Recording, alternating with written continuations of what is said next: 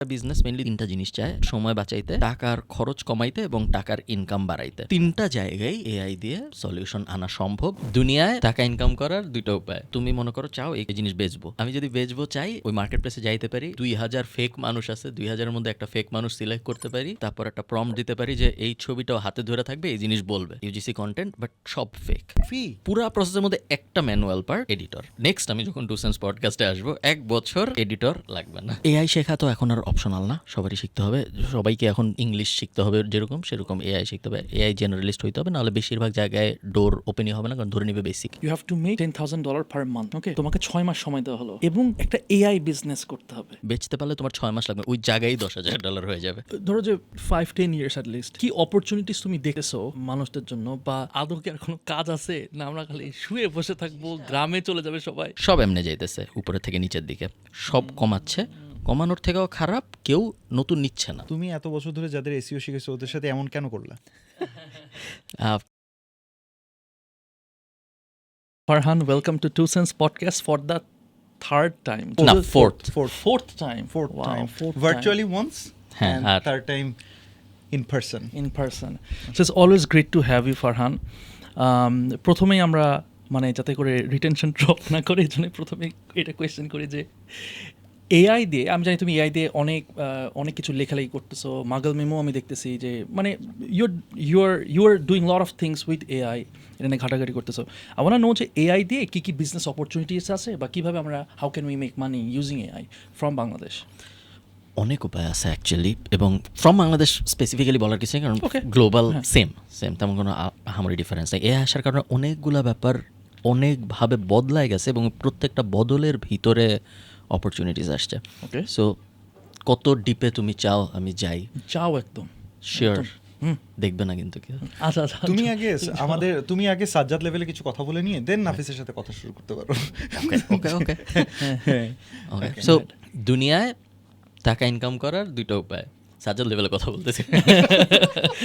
And I like that. And I was hooked. দুনিয়ায় টাকা, তোমাদের জন্য আমি আরো অন্যভাবে বলতে পারি যে তোমাদের স্পেসিফিক অডিয়েন্স লাইক করে যে কেন ইন্ডিয়া নিয়ে আমি কথা বলবো একটু পরে, ওয়েট করো। সো দুনিয়ায় টাকা ইনকাম করার দুইটা উপায়: চাকরি, ব্যবসা। এখন চাকরি করলে আমি আমার সময় দিই, টাকা পাই। ব্যবসা করলে আমি অন্য মানুষের সময় দিই, টাকা পাই। ওকে, সো আমি ব্যবসা করতেছি। এখন ব্যবসা করার, এখন আমি সাজ্জাদের লেভেল আছি। ব্যবসা করার উপায় দুইটা: প্রোডাক্ট বেচবো বা সার্ভিস বেচবো। প্রোডাক্ট বেচলে আগে বানাইতে হয়, তারপর বেচতে হয়, সো টাকা লাগে আগে। সার্ভিসে বেশিরভাগ সময় আগে টাকা দেয়, তারপর বানানো শুরু হয়। সো এক্সাম্পল, আমি টি শার্ট বেচতে চাই, টি শার্ট আগে বানাবো, তারপরে দুনিয়াকে যা বলবো আমার টি শার্ট আছে, আপনি কিনবেন নাকি? তখন সে আমাকে টাকা দিলে আমি তাকে টি শার্ট পৌঁছায় দিব, কিন্তু টি শার্ট তো আমি আগে বানাইছি, আমার আগে টাকা খরচ হয়েছে। এখন আমি দুনিয়াকে বলবো আপনি লোগো আমি ডিজাইন করবো, আপনি নেবেন নাকি? সে আগে বলবে নিব, তারপর সে টাকা দিবে, এরপর আমি লোগো ডিজাইন ধরতে বসবো। আমার আগে কোনো টাকা খরচ হইতেছে না। So basics. এখন আমরা আরেকটু ডিপে যাই, বেসিক্স কভার হয়ে গেল। সার্ভিস বিজনেসের ভিতরে এই যে সেকেন্ড টাইপটা, আচ্ছা আরেকটু বেসিক্স বলি তোমাদের। সার্ভিস বিজনেস আবার দুই ধরনের হয়। এক ধরনের হইল আমি জানি এটা কিভাবে করতে হয়, কিন্তু তারপরেও আমি তোমার টাকা দিব করার জন্য, কারণ আমার সময় নেই। আরেক ধরনের সার্ভিস বিজনেস হয় যেখানে আমি জানি না এটা কিভাবে করতে হয়, এই কারণে আমি তোমার টাকা দিব, তুমি আমার করে দিবা। ধরো আমি ওইখানে একটা বালতি আছে, ওই বালতিটা সরাইতে হবে। এখন আমি জানি কিভাবে সরাইতে হয়, না আমি পডকাস্ট করতেছি, আমি ব্যস্ত, আমি একজনকে বলবো যে ভাই 20 টাকা বালতিটা সরাই দাও। আমি জানতাম, কিন্তু আমি করি নাই, আরেকজনের টাকা দিছি, সে করছে। এইটা সাধারণত লো ভ্যালু জবই হয়, কারণ যখন কেউ সে পারে এরকম কোনো কাজের জন্য অন্য কাউকে টাকা দেয়, তখন সাধারণত সে কম টাকা দেয়, কারণ সে ভাবে সে নিজেই পারবে।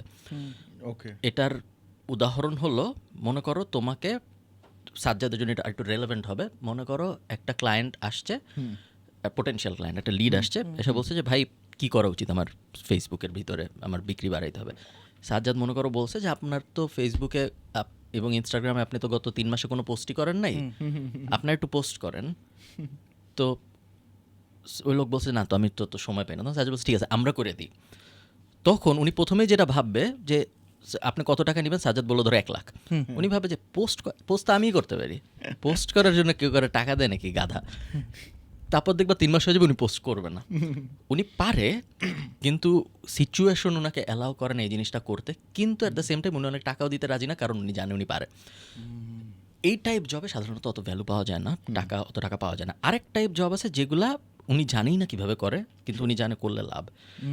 এআই এর সুবিধাটা হলো এআই এই ক্যাটাগরিতেই পড়তেছে যে বেশিরভাগ মানুষ অ্যাকচুয়ালি জানে না যে এআই দিয়ে কিভাবে নিজের বিজনেসে হেল্প করা যায়, নিজের এই জিনিস কীভাবে গ্রো করা যায়, ওই জিনিস কীভাবে গ্রো করা যায়। এই কারণে এআই অ্যান্ড সার্ভিসের এই সেগমেন্ট, এই দুইটা যখন আমরা মিলাচ্ছি তখন আমরা দেখতে পারতেছি প্রিটি মাচ সব জায়গায় অপরচুনিটিস।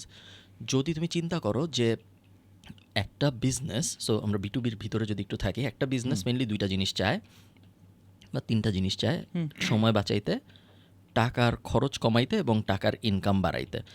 বিটুবি বিজনেসের প্রাইমারি তিনটা ডিমান্ড, তিনটা জায়গায় এআই দিয়ে সলিউশন আনা সম্ভব। যেই বিজনেস যত বড় সেই বিজনেসে তত বেশি সলিউশন দেওয়া সম্ভব, কারণ তার অপারেশনসের ভিতরে অটোমেশনের অপরচুনিটিস বেশি। সো এই ফ্রেমওয়ার্কগুলো দিয়ে, সবই অনেক ম্যাক্রো কথাবার্তা, ব্রড, বাট এই ফ্রেমওয়ার্কগুলো দিয়ে তুমি, এই লেন্স দিয়ে তুমি যেই বিজনেসের দিকে তাকাও, তুমি দেখবে যে হ্যাঁ এই বিজনেসের ভিতরে আমি এই 20টা জিনিস এআই সলিউশনস হিসেবে বসানোর চেষ্টা করতে পারি। Broadly pretty much anything. তুমি গিভ মি অ্যান এক্সাম্পল একটা বিজনেসের। না, আমি ইয়াতে আসি, যেহেতু তোমার একটা এরকম এআই রিলেটেড বিজনেসের আমরা ইউজ করি ইউজার্স, মাগল মিমো। হ্যাঁ, তুমি নিউজ লেটার বিজনেসটার মধ্যে এআই নিয়ে আসছো, এইটা নিয়ে অল্প একটু বলে why don't you enlighten us? তুমি এরকম কয়েকটা আরো বলতে থাকো না, cause I am pretty sure যে তোমার কাছে নিয়মিত এরকম আইডিয়া আসতে থাকে ব্রো। ওকে, অথবা তুমি এটাও বলতে পারো যে তোমার বিজনেসে তুমি এআইকে কিভাবে ইন্টিগ্রেট করতেছো, অথবা যেটা এআই যেভাবে আর কি অনেক বেশি পপুলারাইজড হয়েছে অ্যামংস্ট এন্টারপ্রেনার্স অ্যান্ড ফাউন্ডার্স, যে এআই হইতেছে যে লেটস সে আমার এখন কম হিউম্যান লাগবে, আমার এফিসিয়েন্সি বেড়ে যাবে, কস্ট কাট করবে, বলতেছে যে কি একটা সময় $1 বিলিয়ন কোম্পানি হবে একটা মানুষ দিয়েই। সো এই জায়গাতে তুমি কি already have you started seeing that, have you started implementing that in your company? Okay, any আর কি। ইয়েস। সো আমরা, সো এক এক করে বলি আমি তোমাকে। এআই সবচেয়ে বড় যে সুবিধাটা দিচ্ছে সেটা হলো বিভিন্ন টুলের সাথে ব্রেইন যুক্ত হচ্ছে। বিভিন্ন টুল আগে শুধু টুল ছিল যারা একটা ফিক্সড কাজই করতে পারতো, বাট এখন ব্রেইন যুক্ত হওয়ার কারণে ওই সেম টুল হঠাৎ করে, ধরো জিনিসটা তুমি এভাবে চিন্তা করো যে একটা জিনিস, একটা কাঠের বোর্ড আছে, ওই বোর্ডের উপরে একটা পিন আছে, হাতুড়ি দিয়ে ওই পিনের ভিতরে আমি বাড়ি দিই। এতদিন পর্যন্ত আমি বাড়িয়ে দিতে পারতাম এভাবে, আর কিছু করতে পারতাম না। হঠাৎ করে এই হাতুড়িটার একটা ব্রেইন চলে আসছে। এখন এই হাতুড়িটা বুঝতেছে যে এইভাবে বাড়ি দিলে এই হয়, বাড়ি দেওয়ার পরে আবার এই করা যায়, এই হইলে বাড়ি দিব না, ওই হইলে বাড়ি দিব, এরকম অনেকগুলা অপশন এখন হাতুড়িটার মাথার মধ্যে চলে আসে, কারণ ওরে আমি ধরো ওপেন এআই এপিআই দিছি। সো এই জিনিসটা পৃথিবীর হাজার হাজার টুলের সাথে হয়েছে, এক্সিস্টিং টুলের সাথে। ধরো আমি চাই 2 সেন্টস পডকাস্টে ভালো পডকাস্ট গেস্ট আসুক। এখন আমার আগের দুনিয়ায় আমার হাতে অপশন কী ছিল? আমি বসে থাকতাম, রিসার্চ করতাম এবং দেখতাম অন্য পডকাস্টে কে আসে, ইন্টারেস্টিং কাজকর্ম, সব নিউজগুলোর দিকে তাকাইতাম যে ইন্টারেস্টিং কেউ কিছু করছে নাকি, ইত্যাদি ইত্যাদি সব দেখতাম। যখন ইন্টারেস্টিং কাউরে পাইতাম খুঁজা বাইর করার চেষ্টা করতাম যে ওর সাথে কীভাবে যোগাযোগ করব, তারপর তার সাথে যোগাযোগ করতাম, তারপর সে হ্যাঁ বা না জানাইতো। এরপরে আমি যা আমার বাকি প্রসেসে কবে পারবেন, এই দিন আবার আমি পারবো নাকি, সব মিলায় মুলায় তারপর বিশাল একটা ম্যানুয়াল প্রসেস। এখনও অনেকাংশে অ্যাকচুয়ালি ম্যানুয়াল, কারণ এখানে এটা নিয়ে আমি পরে কথা বলবো যে বাংলাদেশ এবং এআই এর আবার একটা আলাদা দুনিয়া আছে। বাট জেনারেলি এটা ছিল প্রসেস। এখন আমি যেটা করতে পারি, এখন আমি ট্রিগার পয়েন্ট সেট করতে পারি। ধরো তুমি সবাই 3টা জিনিসের একটা ইউজ করে, হয় N8N ইউজ করে, অনেকে make.com ইউজ করে, অথবা অনেকে Zapier ইউজ করে। এই 3টার একটা অলমোস্ট সবাই, লিন্ডি কেউ ইউজ করে, খুব বেশি মানুষ করে না। এই 3টাই যে 3টা বললাম, এই 3টাই সবচেয়ে জনপ্রিয়। এখন আমরা ওখানে ট্রিগার পয়েন্ট বসাইতে পারি যে যখনই এই প্যারামিটারের কোনো নিউজ হবে, আমি চাই এই নিউজটা অ্যানালাইজ হবে। সো একটা নিউজ হইলো যে অমুক এত কোটি টাকার ফান্ডিং পাইছে, বা তমুক এই জিনিস করছে বাংলাদেশে, বা অমুক জিনিস আবিষ্কার করছে, তমুক। আমি 50টা ট্রিগার সেট করলাম যে যখনই বাংলাদেশের কোনো প্রিন্ট মিডিয়া বা ইলেকট্রনিক মিডিয়ায় এরকম কোনো নিউজ আসবে, নিউজটা অটোমেটিক্যালি এই জায়গায় চলে আসবে। তারপর একটা এআই ওই নিউজটা অ্যানালাইজ করবে। নিউজ আনা যাইতো আগেও, অ্যানালাইজ পার্টটা আগে করা যাইতো না। এখন অ্যানালাইজ করার কারণে আমি আরেকটা লেয়ার পাচ্ছি ওই নিউজের। সো আগে যেটা হইতো, ওখানে আসছে, এরপর আমার একজনের যায় দেখতে হইতো যে হ্যাঁ এই যে 50টা নিউজ আসছে এটার মধ্যে কোনো কিছু আছে নাকি যেটা ইন্টারেস্টিং। এখন এআই দেখতেছে এবং এআই দেখার কারণে এআই নিজেই ওখান থেকে সর্ট করে যে হ্যাঁ এই 3টা ইন্টারেস্টিং, এই 4টা এই জন্য ইন্টারেস্টিং না, পরের স্টেজে নিয়ে যাচ্ছে যে এখন আমি ওনার কন্ট্যাক্ট ইনফরমেশন খুঁজে বের করি। এগেইন ও ধরো পারপ্লেক্সিটি বা কোনো একটা এপিআইয়ের সাথে কানেক্ট হচ্ছে, খুঁজে বের করার চেষ্টা করছে যে ওর ফেসবুকের অ্যাবাউটের ভিতরে ইমেল আছে নাকি, ওর ইনস্টাগ্রামের বায়োতে ইমেল আছে নাকি, ওর ইউটিউব চ্যানেলের অ্যাবাউটে ইমেল আছে নাকি, বা নর্মাল গুগল করে ওর ইমেল পাওয়া যায় নাকি। আর একটু অ্যাডভান্স যদি যাইতে চাও hunter.io বা hunter.io আই থিঙ্ক ওর এপিআইয়ের সাথে কানেক্ট করে তুমি পেইড সার্ভিস আছে বাইর করার, যেটা পুরোটি অটোমেট করা সম্ভব। ইমেল পাইলাম, ফেসবুক পাইলাম, ওনার লিঙ্কডইন পাইলাম। এখন আরেকটা আবার চেক করতে পারে যে ঠিক জিনিসই পাইছি নাকি, আবারও আমার মানুষ লাগতেছে না, এবং চেক করে যদি ঠিক থাকে অটোমেটিক্যালি সিকোয়েন্সটা শুরু করতে পারে যে ঠিক আছে ওনারে তাইলে আমি প্রথমে লিঙ্কডিনে মেসেজ পাঠাবো, যদি উনি রিপ্লাই না দেয় একটা ফলো আপ করবো লিঙ্কডিনে, তারপরে যদি রিপ্লাই না দেয় তাহলে একটা মেইল করবো, তারপরে যদি রিপ্লাই না দেয় এটা হলো ওনার মোবাইল নাম্বার, এটা একটা এসএমএস করবো। এই পর্যন্ত আমি অটোমেট করছি। অনেকে বলবে যে তারপরেও করা সম্ভব, যে এটার উপরে যখন একটা রিপ্লাই আসবে আবার আর একটা সেম ফ্রেমওয়ার্ক আবার অ্যানালাইজ করবো, বুঝবো উনি কী বলছে, ওইটার এগেনস্টে একটা অ্যাকশন বসাবো, ওই অ্যাকশন আবার অ্যানালাইজ করবো, আবার বুঝবো উনি কী বলছে, ওই অ্যাকশন আবার অ্যানালাইজ করবো। এভাবে করে এটার কোনো শেষ নেই। এটারে তুমি যত দূর পর্যন্ত ইচ্ছা টানতে পারো।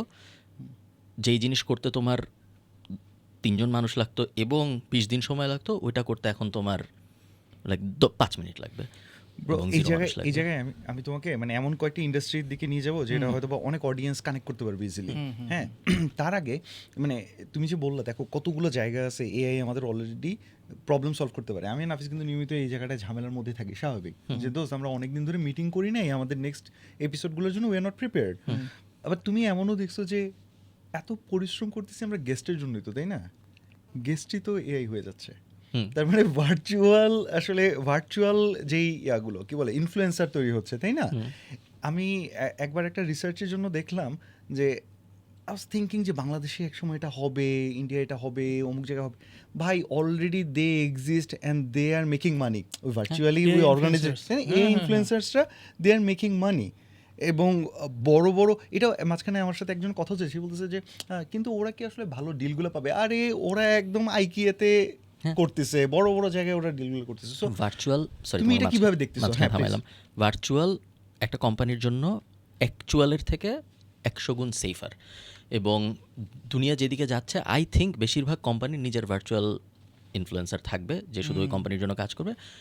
ভার্চুয়াল এবং রিয়েলের কম্প্যারিজনে ভার্চুয়াল 99% টাইমই জিতবে, কারণ ভার্চুয়াল সেফ, ভার্চুয়ালের জন্য টাকা লাগে না অত, যখন যেমনি ইচ্ছা যা ইচ্ছা বানানো যায় বলানো যায়, কোনো ঝামেলা নেই। তোমার ম্যানেজ করতে যেরকম ঝামেলা ওইরকম ঝামেলা নেই, যখন যা ইচ্ছা বলবো তা ইচ্ছা করবে, এবং সে শুধু আমার কোম্পানির জন্যই করবে আর কারোর জন্য করবে না, যেহেতু আমার ইনফ্লুয়েন্সার হোমগ্রোন ইনফ্লুয়েন্সার কোম্পানির। সো হ্যাঁ, ওরকম দুনিয়া। তুমি কি কখনো এরকম চিন্তা করো যে তুমি মেটাভার্স পুরোপুরি যেভাবে আসলে সামনের দিনগুলো আসতেছে, আমি যেন ওগুলো দেখার পর I was pretty overwhelmed and I thought of creating a few influencers, যে এটার নাম থাকবে আব্দুল্লাহ, ওটার নাম থাকবে অমুক, জ্যাক, কিছু একটা হবে। তুমি কখনো এরকম ভাবো যে একটা এআই খালিদ ফারহান আমরা বানাবো? এআই খালিদ ফারহান বানাবো নাকি জানি না। ওকে, সো কয়েকটা লেয়ারে আমি উত্তর দিতে পারি। এখন যদি কেউ আমার লিঙ্কডিনে যায়, লিঙ্কডিনে আমার ভিডিও পাবলিশ হয় যেগুলা এআই, এবং আমার চেহারাও না, আমার ভয়েসও না, আমার ফেসও না, but looks like me. So দেখতে মোটামুটি সেফ মিল। তুমি যদি দেখো তুমি হয়তো বুঝবে, যেহেতু আমরা সামনাসামনি অনেক কথাবার্তা বলি, যার জন্য এটা বানানো, ধরো একটা বিদেশি মানুষ যে এটা দেখবে একটু ব্র্যান্ড এলিভেট হবে, তার পক্ষে বোঝা সম্ভব না, কারণ সে আগে আমার সাথে কোনো কথাই বলেনি, ওটা তার ফার্স্ট পয়েন্ট অফ ইন্টারাকশন বেশিরভাগ ক্ষেত্রে। সো আমি যদি এখন এই মানে লজিক্যালি আমি যদি এটা এস্টাবলিশ করার চেষ্টা করি, ওটা তো আসলে আমি না, ওটা তো AI. To some case true, কারণ স্কেলেবিলিটি পাওয়া সম্ভব। একমাত্র স্কেলেবিলিটির ইস্যু হইল number of editors.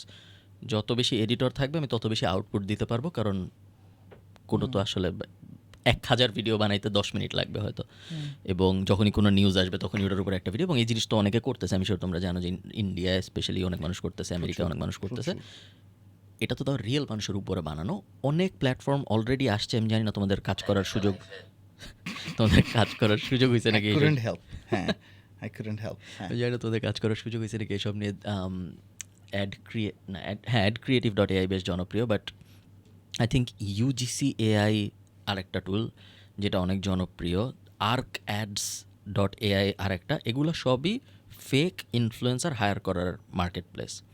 Okay, so তুমি মনে করো চাও এই জিনিস বেচবো, ওই জিনিস বেচবো তো ওই জিনিস আমি যদি বেচবো চাই, আমি ওই মার্কেট প্লেসে যাইতে পারি, 2000 ফেক মানুষ আছে, 2000-এর মধ্যে একটা ফেক মানুষ সিলেক্ট করতে পারি, তারপর একটা প্রম্পট দিতে পারি যে এই ছবিটাও হাতে ধরে থাকবে, এই জিনিস বলবে, ইউজিসি কন্টেন্ট বাট সব ফেক। ফেক ফেক সব- বলতে বলছো এআই সব না না AI মানে মানে আসল মানুষ না। মানে ইউজিসি বলতে কি কোম্পানিটার রিয়েল ইউজার তো হওয়ার কথা, সেটাই তো আমরা চিন্তা করতাম হ্যাঁ। ইউজিসি। হ্যাঁ, so user generated contained in a way, but not actual মানুষ, নট অ্যাকচুয়াল কিছুই অ্যাকচুয়াল এবং না। আমরা বুঝতে পারবো না, তোমরা দেখে। বুঝতে পারবে না ডিফারেন্ট সেটিংস, এমন না যে ধরো এয়ারপোর্টে হাঁটতে হাঁটতে বলতেছে, রাস্তায় থামায় আরেকজন জিজ্ঞেস করতেছে, জিমে দৌড়াইতে দৌড়াইতে বলতেছে, গাড়ির ভিতর থেকে বলতেছে ওই অ্যাঙ্গেলে। সো কোনোভাবেই তুমি হয়তো বুঝবা, 99% অফ দ্য অডিয়েন্স যারা ওই জিনিস ধরার জন্য বইসা নাই, তারা কখনোই বুঝবে না।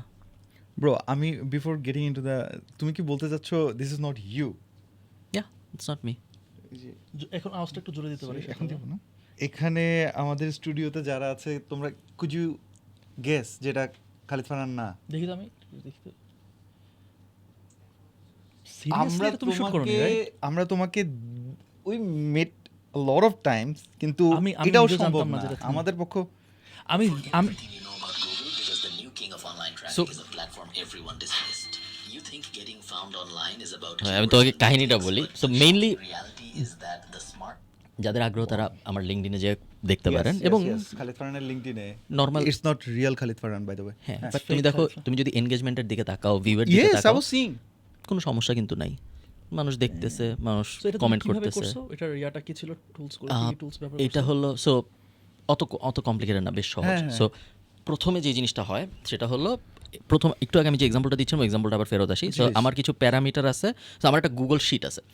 গুগল শিটের ভিতরে কলাম এতে আমি যখন কোনো নিউজের আর্টিকেল বসাই, কলাম বিতে ওই নিউজের একটা সামারি আসে। সো আমি সারাদিন বিভিন্ন নিউজ দেখতেছি, যখনই আমার কোনো নিউজ মনে হয় যে ইন্টারেস্টিং, এটার উপর একটা ভিডিও হওয়া উচিত, আমি ওই লিঙ্কটা কপি করে গুগল শিটের কলামেতে বসাই, আমার একটা কলামে। সাথে সাথে ওইটার পাশের কলামে ওই নিউজটার একটা সামারি চলে আসে, যেটা 60 সেকেন্ডের মধ্যে বলা সম্ভব। সো পিছনে যেটা হয় সেটা হলো বেসিক্যালি একটা এআই ওই নিউজটা পড়ে, তারপর সে ওইটারে ইনস্টাগ্রামে বানানোর জন্য যেভাবে সুন্দর করে বলতে হয় ওইভাবে একটা সাজায় দেয়। এরপরে যেটা হয়, ওই তারপরের ট্যাবে, সো ওইখানে এই সেকেন্ড গুগল শিটের কলামটা যখন ফিল হয়, সাথে সাথে এই জিনিসটা চলে যায় হলো একটা প্ল্যাটফর্ম আছে সবাই চিনে, 11 ল্যাবস নাম, যেটা অডিও জেনারেশনের হেল্প করে। সো 11 ল্যাবস তখনই ট্রিগার হয় যখন ওই সামারিটা ফিল হয়। সামারিটা ফিল হওয়ার সাথে সাথে 11 ল্যাবসের ভিতরে আমার একটা ভয়েস মডেল আছে, যেখানে আমি আমার আধা ঘন্টার মতো অডিও দিছি, ওইখানে ওই জিনিসটা পুইরে রেকর্ড হয়ে MP3টা চলে আসে। এবং MP3টা চলে আসার পরে আরেকটা প্ল্যাটফর্ম আছে হলো যেটার নাম হেইজেন। ইয়েস হেইজেনের এপিআই যায় ওটা, হেইজেন ওই অডিওটার উপরে ভিডিওটা বানায়। এবং হেইজেনকে ট্রেন করা তোমার হেইজেনকে ট্রেন করা আমার মডেল দিয়ে, 11 ল্যাবসকেও ট্রেন করা আমার অডিও দিয়ে। অডিও দিয়ে।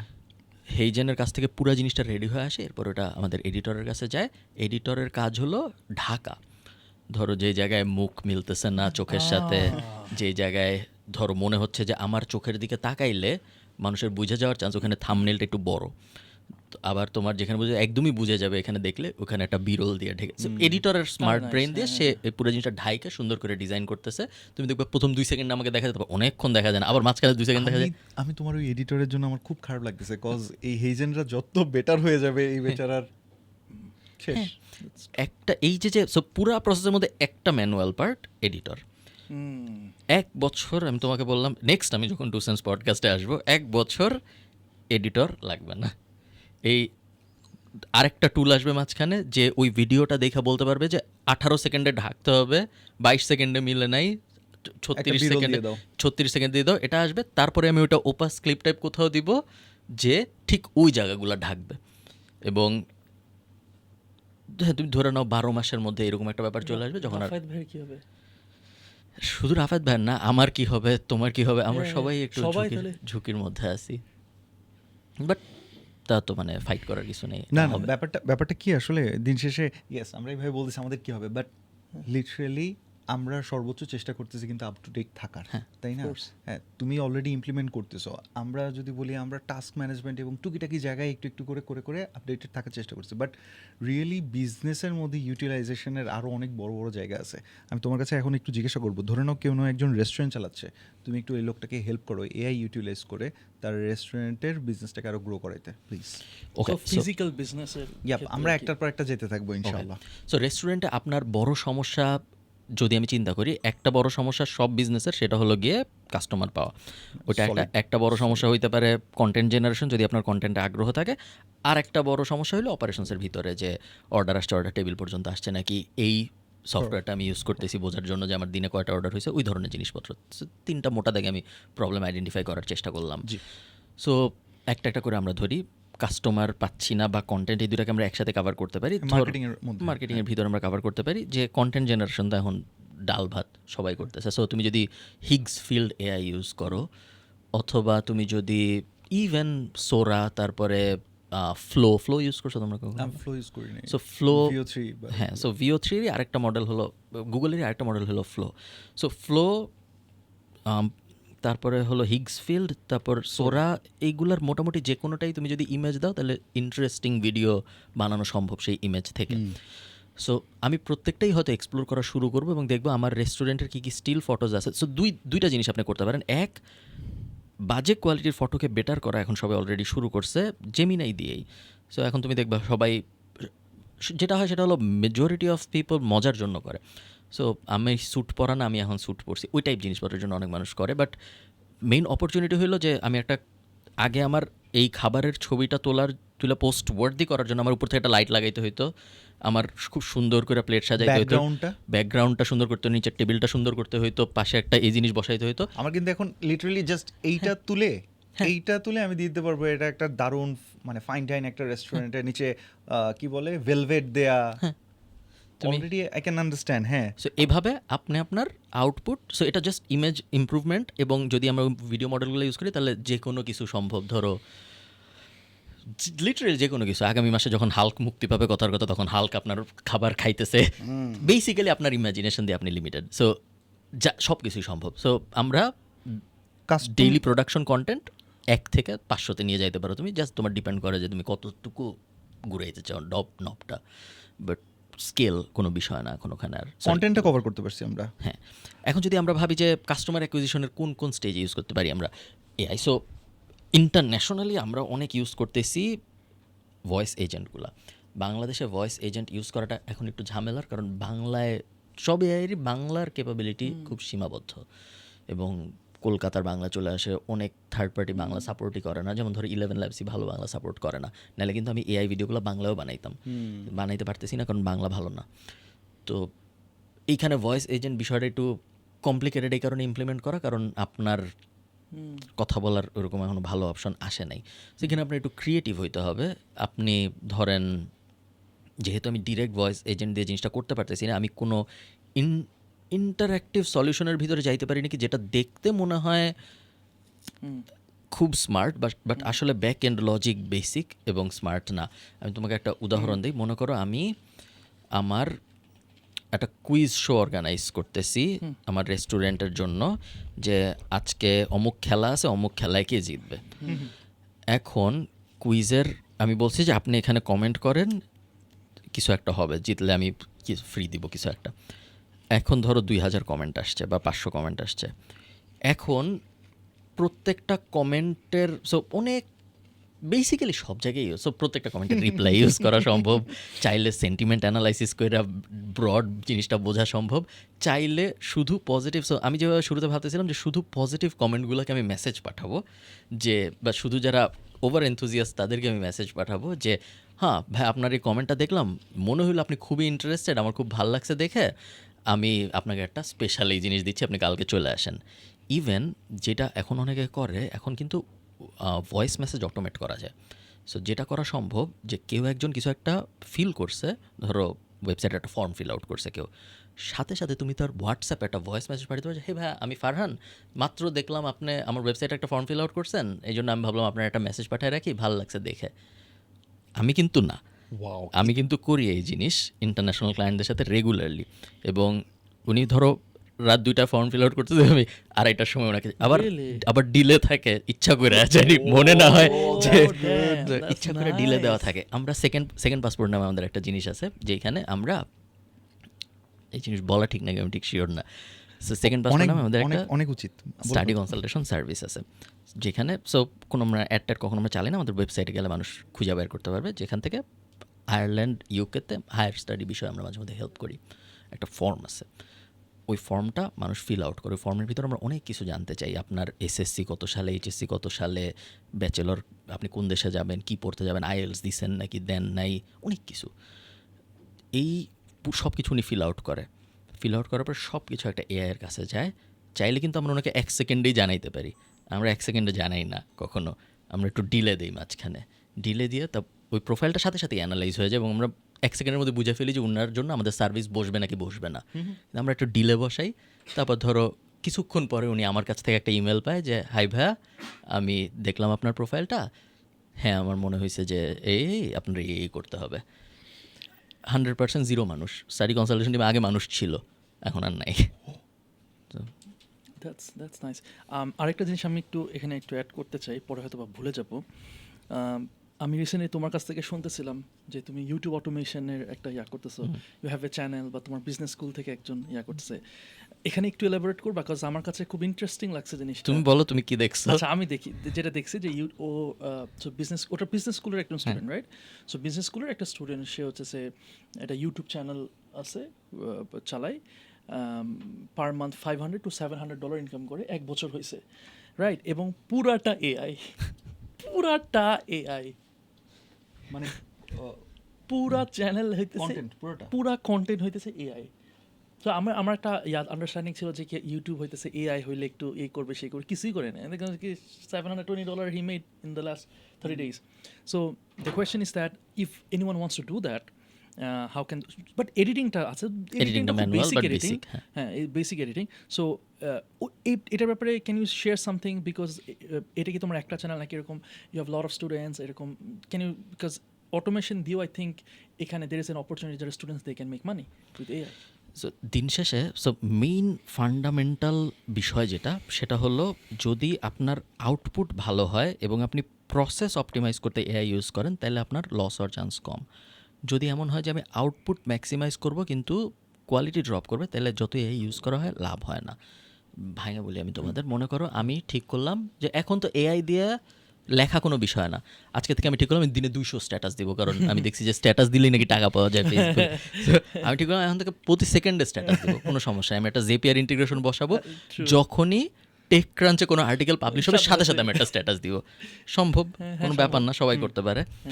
এখন সমস্যা যেটা, সেটা হলো এইভাবে অনেকে এআই ইউজ করে আউটপুট ম্যাক্সিমাইজ করার জন্য।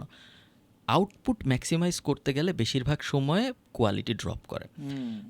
কোয়ালিটি ড্রপ যখন করে তখন আউটপুটের রেজাল্টটা তো ভালো না। আউটপুটের রেজাল্ট যখন ভালো না হয় তখন অটোমেশন বসে, কিন্তু তোমার এন্ড গোল অ্যাচিভ হয় না। যেটা হলো ধরো ইউটিউব চ্যানেলের ক্ষেত্রে এন্ড গোল কি, অনেক মানুষ দেখবে। এখন অনেক মানুষ দেখবে কেন? অনেক মানুষ দেখবে যদি ভিডিওটা ভালো হয়। এখন একটা ভিডিও ভালো আমি কিভাবে বুঝি? একটা ভিডিও ভালো হলো ওই ভিডিওর ভিতরে যা ইন্টারেস্টিং ইনফরমেশন আছে, ওই ভিডিওর টাইটেলে বা থাম্বনেলে যা বলা ছিল মোটামুটি তাই দেখাইছে, ওই ভিডিওর ভিতরে এমন কিছু আমি শিখছি যা একজন মানুষের, একটা ভিডিও কেন ভালো এটা তো সবাই বুঝি আমরা। এই জিনিসটা অ্যাচিভ করার জন্য যদি আমি এআই ইউজ করতে পারি তাহলে কোনো সমস্যা নাই। কিন্তু আমার গোল যদি হয় আমি দিনে 300 ভিডিও পাবলিশ করবো ইউটিউবে, ধরো ওই চ্যানেল, তুমি যে চ্যানেলটার কথা বলতেছো ওই চ্যানেল তো 100% এআই, চাইলেই 20টা এডিটর বসায় দিনে 20টা ভিডিও আপলোড করা সম্ভব। কিছুই, একটা এডিটরই হয়তো পারবে দিনে 20টা ভিডিও আপলোড করতে, কারণ এডিট খুব বেসিক। বাট যে জিনিসটা হবে সেটা হলো চ্যানেলের কন্টেন্টের কোয়ালিটি ড্রপ করবে। 20টা স্ক্রিপ্ট কিন্তু অনেক সময় লাগে বানাইতে, ইভেন জিপিটি টিপিটি দিয়ে বানাইলে অনেক সময় লাগে। ওই জিনিস কোয়ালিটি ফুল হতে, ওই জিনিসের কোয়ালিটি ড্রপ করবে। ওখানে কি হিউম্যান ইন্টারভিউ, মানে কিউসি করে স্ক্রিপ্টটা? একজনই তো এখন পুরো জিনিসটা করে, সো সে তার কারো আর কিউসি করা লাগে না। সে ফার্স্টে স্ক্রিপ্ট জেনারেট করতেছে, এরপর সে অডিও বাইর করতেছে, এরপর সে ভিডিও বাইর করতেছে, এরপর সে এডিট করতেছে। সো এখন মাঝখানে কারো লাগতেছে না। বাট এইখানে এটা যখনই তুমি স্কেল করতে যাবা, ওই মডেলটা আনতে যাবা যে আচ্ছা ভালো, একটা ভিডিও আপলোড হচ্ছে সপ্তাহে, মাসে $700, 2টা ভিডিও আপলোড করি মাসে 1400 হবে, 3টা ভিডিও করি মাসে 2100 হবে। ওই মডেল কাজ করে না এআই এআই যতই তুমি স্কেল করতে যাবা দেখবা থিংস এখানে তোমার যে স্টুডেন্টটা ওর কিন্তু আসলে একটা স্কিল আছে, হ্যাঁ। ও কিন্তু আসলে বুঝতেছে যে কোনটা কাজ করবে, সেই অনুযায়ী জিনিসটাকে নিয়ে আসতেছে। সো এখানে আমরা জাস্ট মাল্টিপ্লাই করলে হুবহু সেম কোয়ালিটির ওর মতোই আন্ডারস্ট্যান্ডিং আরও কিছু মানুষ দরকার। That's true. আর আমার কাছে মনে হয় এই কারণে এখনো ওই যে অর্গানিকের একটু ভাত আছে আর কি। আমি তোমার কি অর্গানিক ভার্সেস পেইড নিয়ে একটু আলাপ করতে চাও? তাহলে আমি তোমাকে অবশ্যই। Why not? ওকে, তাহলে আমি তোমাদের একটা ইন্টারেস্টিং আর্গুমেন্ট বলি। এটা আমি তোমাকে ওই দিনের একটা পডকাস্টের ভিতরে বলছিলাম, সাজ্জাদ ছিল না, সাজ্জাদকে বলি। আমি কফি বেচি, হ্যাঁ। আমি আমার হাতে 50,000 টাকা আছে, আমি চাই যত তাড়াতাড়ি সম্ভব এই 50,000 টাকার বিনিময়ে বিক্রি আনতে, কারণ বিক্রি না আসলে আমার ব্যবসা চলবে না। জি। এখন আমি কি অর্গানিক কন্টেন্টে যাব নাকি আমি পেইড কন্টেন্টে যাব? আমি তোমাকে দুইটারই প্রোস কনস বলি, তারপর তুমি বলো কোনটা যাওয়া উচিত। অর্গানিকে যদি আমি যাই, আমার একটা স্টুডিও ভাড়া নিতে হবে, আমার 20-30টা ভিডিও বানাইতে হবে, একজনকে দিতে হবে এডিট করার জন্য, এডিট হয়ে আসবে, তারপরে আমি পাবলিশ করব, কিছু হইতে পারে নাও হইতে পারে। জি। পেইডে যদি আমি যাই, আমি 2-3টা বানাবো এবং বাকি সব টাকা আমি ফেসবুক অ্যাডে দিয়ে দিব। আমি জানি যে ফেসবুকে যদি আমি $10 দিই তাহলেও 7,000 7,500 মানুষকে দেখাবেই, বা 10,000 মানুষকে দেখাবেই। তো আমি নিশ্চিত সেকেন্ড মেথডে, পেইড মেথডে গেলে আমার অ্যাটলিস্ট 50,000 টাকায় 10 লাখ মানুষ আমার জানবে যে আমি কফি বেচি। অর্গানিক মেথডে গেলে আমি শিওর না, যে এমন হইতে পারে একটা ভিডিও ভাইরাল, অনেক মানুষ দেখছে, আবার এমন হইতে পারে কেউই দেখে নাই। পেইডের ভিডিওগুলো আমি অর্গানিক্যালি পাবলিশ করতে পারি চাইলে, কিন্তু যদি আমার টাকা শেষ হয়ে যায় তাহলে আমি আর অ্যাড দিতে পারবো না। So as a new brand আমি কি অর্গানিকে যাব নাকি আমি পেইডে যাব? আমার নতুন পেজ, ফলোয়ার খালি আমি। ট্রু। না, আমার জন্য তো তুমি তো সহজ করেই দিছো অ্যাকচুয়ালি। এখানে পেইড ছাড়া আমার পক্ষে উপায় নাই, তবে খুব ভালো হয় যদি একটু কষ্ট করে সে হাইব্রিড করতে পারে, যে 70% পেইড 30% অর্গানিক, খুব ভালো হয়। আদারওয়াইজ ওই যে ফেসবুককে টাকা দেওয়া যেদিন শেষ ওই দিন ওর শেষ। সো তুমি আসলে আমার জন্য প্রস অ্যান্ড কনস এমনভাবে বলছো, you made it so clear brother. না, আমি একমত যে এটাই করতে হবে, কারণ তোমার সো আমার একটু অর্গানিক লাগবেই, কারণ নাইলে আমার কনভার্সন আসবে না, মানুষ পেজে যায় দেখবে, পেজে তো খালি অ্যাড, 2টা অ্যাড ছাড়াও আর কিছুই করেনি কোনোদিন। আবার আমি যদি 100% অর্গানিক দেই, পোস্ট দিলে নাকি 20%-এর বেশি মানুষ দেখেই না ফলোয়ারদের। এখানে আমার একটা কি যে যেমন সরি, জাস্ট আমি একটু অনেক এক্সাইটেড হয়ে গেছি। যদি সিলেবাসে কমন পড়ছে, সিলেবাস থেকে কোশ্চেন আসছে। না, আমি এখানে তুমি একটা নাম্বার বলছো এর জন্য, জাস্ট এটা জানার জন্য যে ব্রো তুমি 20%-এর কথা বলতেছিলে, যে 20%-এর বেশি। 20 আমি একদম আমার এক্সপিরিয়েন্স থেকে যদি বলি ভাই, এইটা পেজগুলোর উপর ভ্যারি করতেছে। এটা যদি একটু বিডি জবস টাইপের পেজ হয়, যেটার হিউজ নাম্বার, অনেক মিলিয়ন ফলোয়ার্স, ওদের আসলে দেখা যাবে ভালো মতো এঙ্গেজমেন্ট যদি একটু চেক করো 1%-ও না, লেস দেন দ্যাট, আসলে অনেক লেস দেন দ্যাট। আবার এটা যদি ওই যে ইয়ারকি টাইপের কোনো পেজ হয়, খুব ফান মিম নিয়ে কাজ করতেছে, ওরা অনেক ফাইট করার পর দেখা যায় যে 20% অ্যাচিভ করতে পারে। তো অন এ রেগুলার ডে আমার কাছে মনে হয় 5% অ্যাচিভ যারা করতে পারতেছে অর্গ্যানিক্যালি, এরা মোটামুটি ভালো করতেছে। কজ ইদানিং তো তুমি দেখছো মানে একটা স্ক্রল করলে একটা অর্গানিক, একটা পেইড, একটা অর্গানিক, একটা পেইড, খুব কঠিন দিনে দিনে হয়ে আরো যাচ্ছে। ডিফিকাল্ট হয়ে যাচ্ছে attention, because it's all about attention, right? যে at the end of the AI আসুক, এআই যাই হোক না কেন ভাই, যে অ্যাটেনশন নিতে পারবে সেই জিতবে। ওইটাই। এখন তুমি চিন্তা করো যে একটা ছোট ব্র্যান্ড কিভাবে একটা বড় ব্র্যান্ডের সাথে এই যুদ্ধে জিতবে, যখন বড় ব্র্যান্ডের কাছে আছে মোটামুটি ধরো ওর মাসে মিডিয়া বাই করতেছে 1 কোটি টাকার, 2 কোটি টাকার, ও তোমার পুরো নিউজ ফিডই চাইলেও ভরায় রাখতে পারে, ও ইনফ্লুয়েন্সার এনগেজমেন্ট করতেছে, এই করতেছে, ওই করতেছে। আমি নতুন ব্র্যান্ড, আমার হাতে মাত্র 50,000 টাকা, আমি 5 বছর আগে গ্যারিভির কাছ থেকে শুনছিলাম তুই ভিডিও বানা, এখন আমি বানাইতেছি ভিডিও, আমার ভিডিও কেউ দেখে না। Where is Gary now? Where's Gary Vee now? আমি এখন করবো কি? সো এই বিপদ থেকে বাঁচার উপায় কি? আমি সরি, আমি বলতে নিয়েছিলাম গ্যারি ভি যে প্রোডাক্ট বিক্রি করে ওটা আবার খাওয়ানো শুরু করে। এনিওয়ে, আমি কালকে একটা ইন্টারেস্টিং বলি যে এই জাস্ট আমি শেয়ার করতেছি আর কি একটা এক্সপিরিয়েন্স। গতকালকে মাছ কিনবো, আমার ওয়াইফ বললো যে অনলাইন থেকে মাছ কিনবে। সো আমি ইউজুয়ালি অনলাইন থেকে কোনো মাছ কিনা হয় না, এটা আবার কীরকম এক্সপিরিয়েন্স অনলাইন থেকে মাছ কিনবো। তো আমাকে একটা নাম বললো। তো আমি যেটা করি, আমি প্রিটি শিওর তুমিও এই কাজটা করো, আমি বেশি এফোর্ট দেওয়া লাগে না আসলে মাছ কিনতে গেলে। So what I do is that মাছ ফ্রেশ ফিশ, বাই ফিশ কয়েকবার সার্চ করছি ফেসবুকে। আমি বলছি যে তুমি টেনশন করো না, খালি মাছের ভিডিও ভিডিও ভিডিও আসতেছে, রাইট?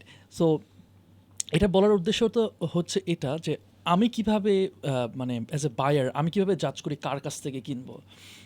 একটা তো অবশ্যই রেফারেলের একটা ব্যাপার আছে যে কি আমার ওয়াইফ বলছে না অমুক অমুক পেজ ভালো, আমি দেখছি অমুকে কিনছে, ও একটা কয়েকটা ইনফ্লুয়েন্সারের নাম বললো যে আমি বললাম আচ্ছা এইটা এইটা এইটা, আমি কিন্তু 10টার নাম পাইলাম, হ্যাঁ কিছু দেখলাম 2000 ফলোয়ার, আমি কিন্তু ডাউট করতেছি 2000 ফলোয়ার সাস। আবার এটা ঠিক না যে তুমি ফলোয়ার কাউন্ট দিয়ে মানুষকে জাজ করো। না এটা এটা মানে আবার তোমার হইতেছে follower কি- বেশি দেখে তুমি না, এটা না, করো? না, নিজের না, follower page- বেশি না, দেখে না, এরকম ভালো দেখায় না। absolutely not, আমারও খুব একটা ফলোয়ার নাই Off. মানে বিজনেসে। সাজ্জাদ তো মানে লিভ দ্য চ্যাট। আচ্ছা, তো মানে আমি যেটা বলতে চাচ্ছি সেটা হলো যে অর্গানিক কন্টেন্টের ব্যাপারে আমি একটু কি বলবো, আমার স্ট্রং সেন্টিমেন্ট, বিকজ আমি মনে করি যে তোমার ফেসবুক পেজ বল বা ডিজিটাল যেটা, এটা একটা তোমার দোকান। তো আমি যখন তোমার পেজে ঢুকলাম, যেমন বিগ শটের পেজে তুমি যদি ঢুকো দেখবা খুব সুন্দর নিট অ্যান্ড ক্লিন, তোমার দেখে মনে হচ্ছে হ্যাঁ এই পেজটা লেজিট, মানে এর এফোর্ট দিছে।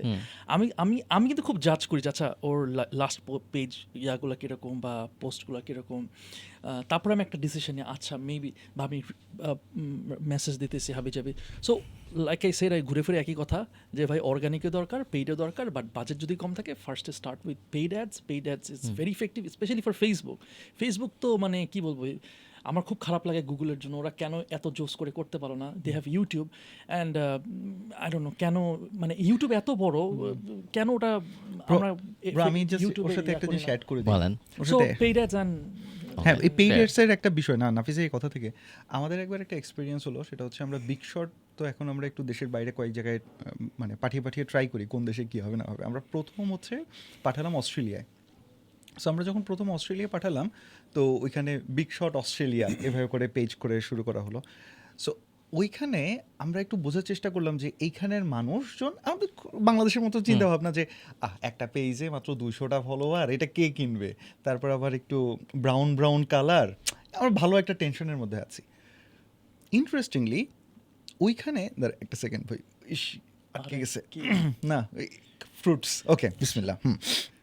ওকে, সো ইন্টারেস্টিংলি ওইখানে আমরা বেশ কয়েকজনের সাথে কথা বললাম এবং তারা আমাদেরকে বললেন কি, আমরা এখানে পেজের ফলোয়ার কাউন্ট দিয়ে জাজ করি না। ওয়েট, এটা তো আমার কাছে একটু নিউ লাগলো। তারপরে আবার বলতেছে কি, আমাদের কাছে অ্যাড আসলেই আমরা ওটা পারচেস করার ডিসিশন নিতে পারি। আরে এটা তো হয় না, এটা কি বলতেছে? তো আমি তোমার কাছে জিজ্ঞাসা করি, মানে as you are privilege to work with international clients, তুমি বাইরে আসো, সো তুমি আসলে কিভাবে এটা দেখো, তাদের পারচেস বিহেভিয়ারটা কীরকম, আমাদেরটা কি আসলে টোটালি ডিফারেন্ট, মানে আসলে কি? আবার এখানে আরেকটা জিনিসও অ্যাড করতে চাই, কারণ এখানে ইভেন ধর আমি আমার কথা বলতেছি, কিন্তু আমার আম্মুর কিন্তু বিহেভিয়ার ডিফারেন্ট হবে when she is buying, she is more likely 200 like আছে তাও কিনে ফেলতে পারে। মানে ওর মা কি অ্যাকচুয়ালি অস্ট্রেলিয়ান? ও মানে আই এম সরি, মানে প্লিজ। এখানে একটা ডিফারেন্ট, বাট যাই হোক ফারহান, হ্যাঁ, না, বিদেশের আর আমাদের সবচেয়ে বড় ডিফারেন্সগুলোর একটা হলো ফেসবুকের ইউজেজ কম, সো এবং ওল্ডার ডেমোগ্রাফি ফেসবুক বেশি ইউজ করে। সো আমরা যখন আমরা ফেসবুকে অ্যাড চালাই না তা না, বাট অলমোস্ট সব অ্যাড হলো আমাদের যেসব ক্লায়েন্টের জন্য আমরা এই মুহূর্তে ফেসবুক অ্যাড অ্যাক্টিভ, তারা হবে মাছের জিনিসপত্র বেচে, লাইক বড়শি টর্শি, বাইরের দেশে বড়শি টর্শি বেচে, এরকম সব লোকাল সার্ভিসেস, সো প্লাম্বার, রুফার ইত্যাদি ইত্যাদি, এগুলার অনেক অ্যাড চালাই আমরা ফেসবুকে এবং লিড কনভার্সন অ্যাড বেশ ভালো কাজ করে। ওকে, এর বাইরে অলমোস্ট বাকি যাদের সাথে আমরা কাজ করি, আনলেস ওইটা একটা স্টার্ট আপ যার টাকার কোনো অভাব, আমাদের এরকম কিছু ক্লায়েন্ট আছে যে ফান্ডেড স্টার্ট আপ, সো ওদের কিছু যা সব কর, সব কর যা ইচ্ছা, যা মাথায় আসে সব কর, সো ওগুলা বাদে বেশিরভাগের জন্য আমরা ফেসবুক টাচ করি না। Okay Farhan, I have a question for you. ধরো you have to make $10,000 per month, okay, তোমাকে 6 মাস সময় দেওয়া হলো এবং একটা এআই বিজনেস করতে হবে, মানে এআই মানে তুমি এখন এগুলা কিচ্ছু হবে না, এটা সম্পূর্ণ তুমি একাই শুধু এমপ্লয়ি আর কেউ নাই। বেস্ট, You have আমি একা যদি হইতে পারতাম একটা কোম্পানিতে, যা আই থিঙ্ক যে 6 তুমি months time কেমনে করবে? তুমি যে জিনিসটা বলছিলে না তখন, যে স্যাম অল্টম্যান সাহেব বলছে যে একজন 1 বিলিয়ন, ওরকম কিছু একটা 1 বিলিয়ন লাগবে না, বাট একজন কয়েক মিলিয়ন, পারফেক্ট ড্রিম। কেমনে করবা জানি না, বাট ড্রিম এরকম যদি করা সম্ভব হয়। সো আমি কোনো সার্ভিস বিজনেসের দিকেই যাব। আমি কিছু মডেল আমি দেখছি ইন্টারন্যাশনালি কাজ করতেছে, আমি সেম মডেলগুলো আবার করার ট্রাই করবো। সো ফর এক্সাম্পল, আমি কিছু অটোমেশনের কাজকর্ম শিখবো। অটোমেশনের কাজকর্ম শেখা বলতে আমি মূলত বোঝাচ্ছি একটা কোম্পানিতে কীভাবে এআই বসায় এফিসিয়েন্সি বাড়ানো যায় সেটা আমি শিখবো। সো এফিসিয়েন্সি বাড়ানোর বাংলা হইল গিয়ে একটু আগে আমরা যেটা বলছি ওইটাই, যে ওই কোম্পানি একটা কাজ এখন করে, আমি ওটা আরও কম সময়ে করার উপায় বের করব অথবা কম খরচে করার উপায় বের করব। সো এরকম হাজার হাজার জিনিস আছে।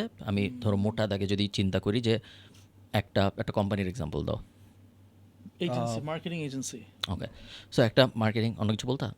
না হ্যাঁ, আমি একটা রিয়েল কেস একটা জনকে চিনি, তো ওটা বলতে একটা ক্লায়েন্টের একটা ইয়া দিয়ে দেবে, দিয়ে বলবে যে এটা ফারহানের কাছ থেকে ফ্রি পাই যায়। হ্যাঁ, বলতে পারো, কোনো সমস্যা নেই। না মনে করো একটা কোম্পানি, সে হচ্ছে ইন্স্যুরেন্স বিক্রি করে, Okay, আমার ঠিক ক্লায়েন্ট আছে, না। হ্যাঁ, okay, ঠিক আছে। সো একটা কোম্পানি, সে ইন্স্যুরেন্স বিক্রি করে। সো আমি এখন চিন্তা করতাম যে এই কোম্পানির এফিসিয়েন্সি বাড়ানোর সুযোগ কোন কোন জায়গায়। তো একটা জায়গা হলো ইন্স্যুরেন্সের, সো ইন্স্যুরেন্সের অনেক ধরনের বিষয় হতে পারে। আমি কয়েকটা বড় বড় প্রবলেম বলি তোমাদের, যে ইন্স্যুরেন্সের রিনিউয়াল রেট একটা বড় ব্যাপার, যে মানুষ পরের বছর টাকা দিচ্ছে নাকি রিনিউ করার জন্য, এটা একটা প্রবলেম হতে পারে। যে প্রবলেমের পিছনে ওই কোম্পানি অনেক সময় ব্যয় করতে রাজি থাকবে, কারণ রিনিউয়াল ইম্পর্ট্যান্ট একটা জিনিস ওদের জন্য। আরেকটা জিনিস হতে পারে যে ক্লেইমের জন্য মানুষ যখন ফোন দেয়, তখন সেই মানুষের ক্লেইমটা সুন্দর মতো বুঝে তারপরে তার ওই ক্লেইমটা দেওয়া উচিত নাকি উচিত না এটা নিশ্চিত করা।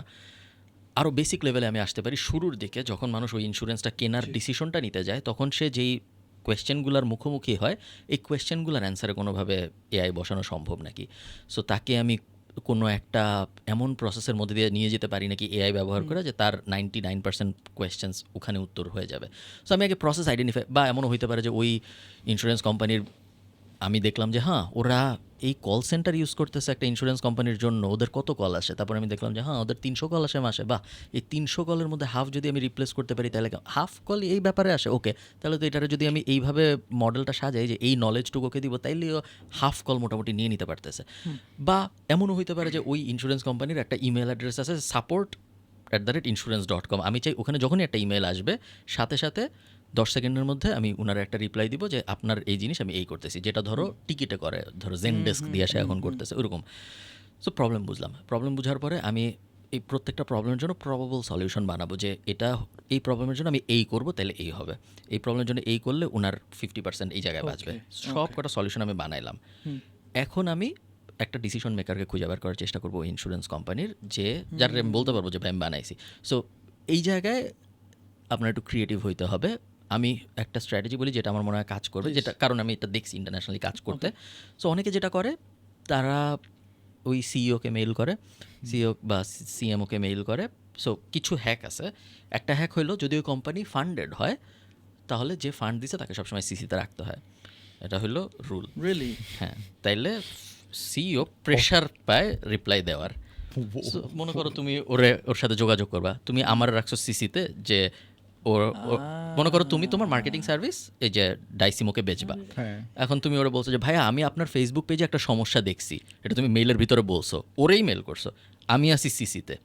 আমি দেখলাম, আমি তো ওকে ইনভেস্ট করছি ওর কোম্পানিতে, আমি দেখলাম যে একজন ওরে মেইল করছে যে ওর ফেসবুক পেজে সমস্যা আছে, ওদিকে রিপ্লাই দেয় না। কাহিনী কি?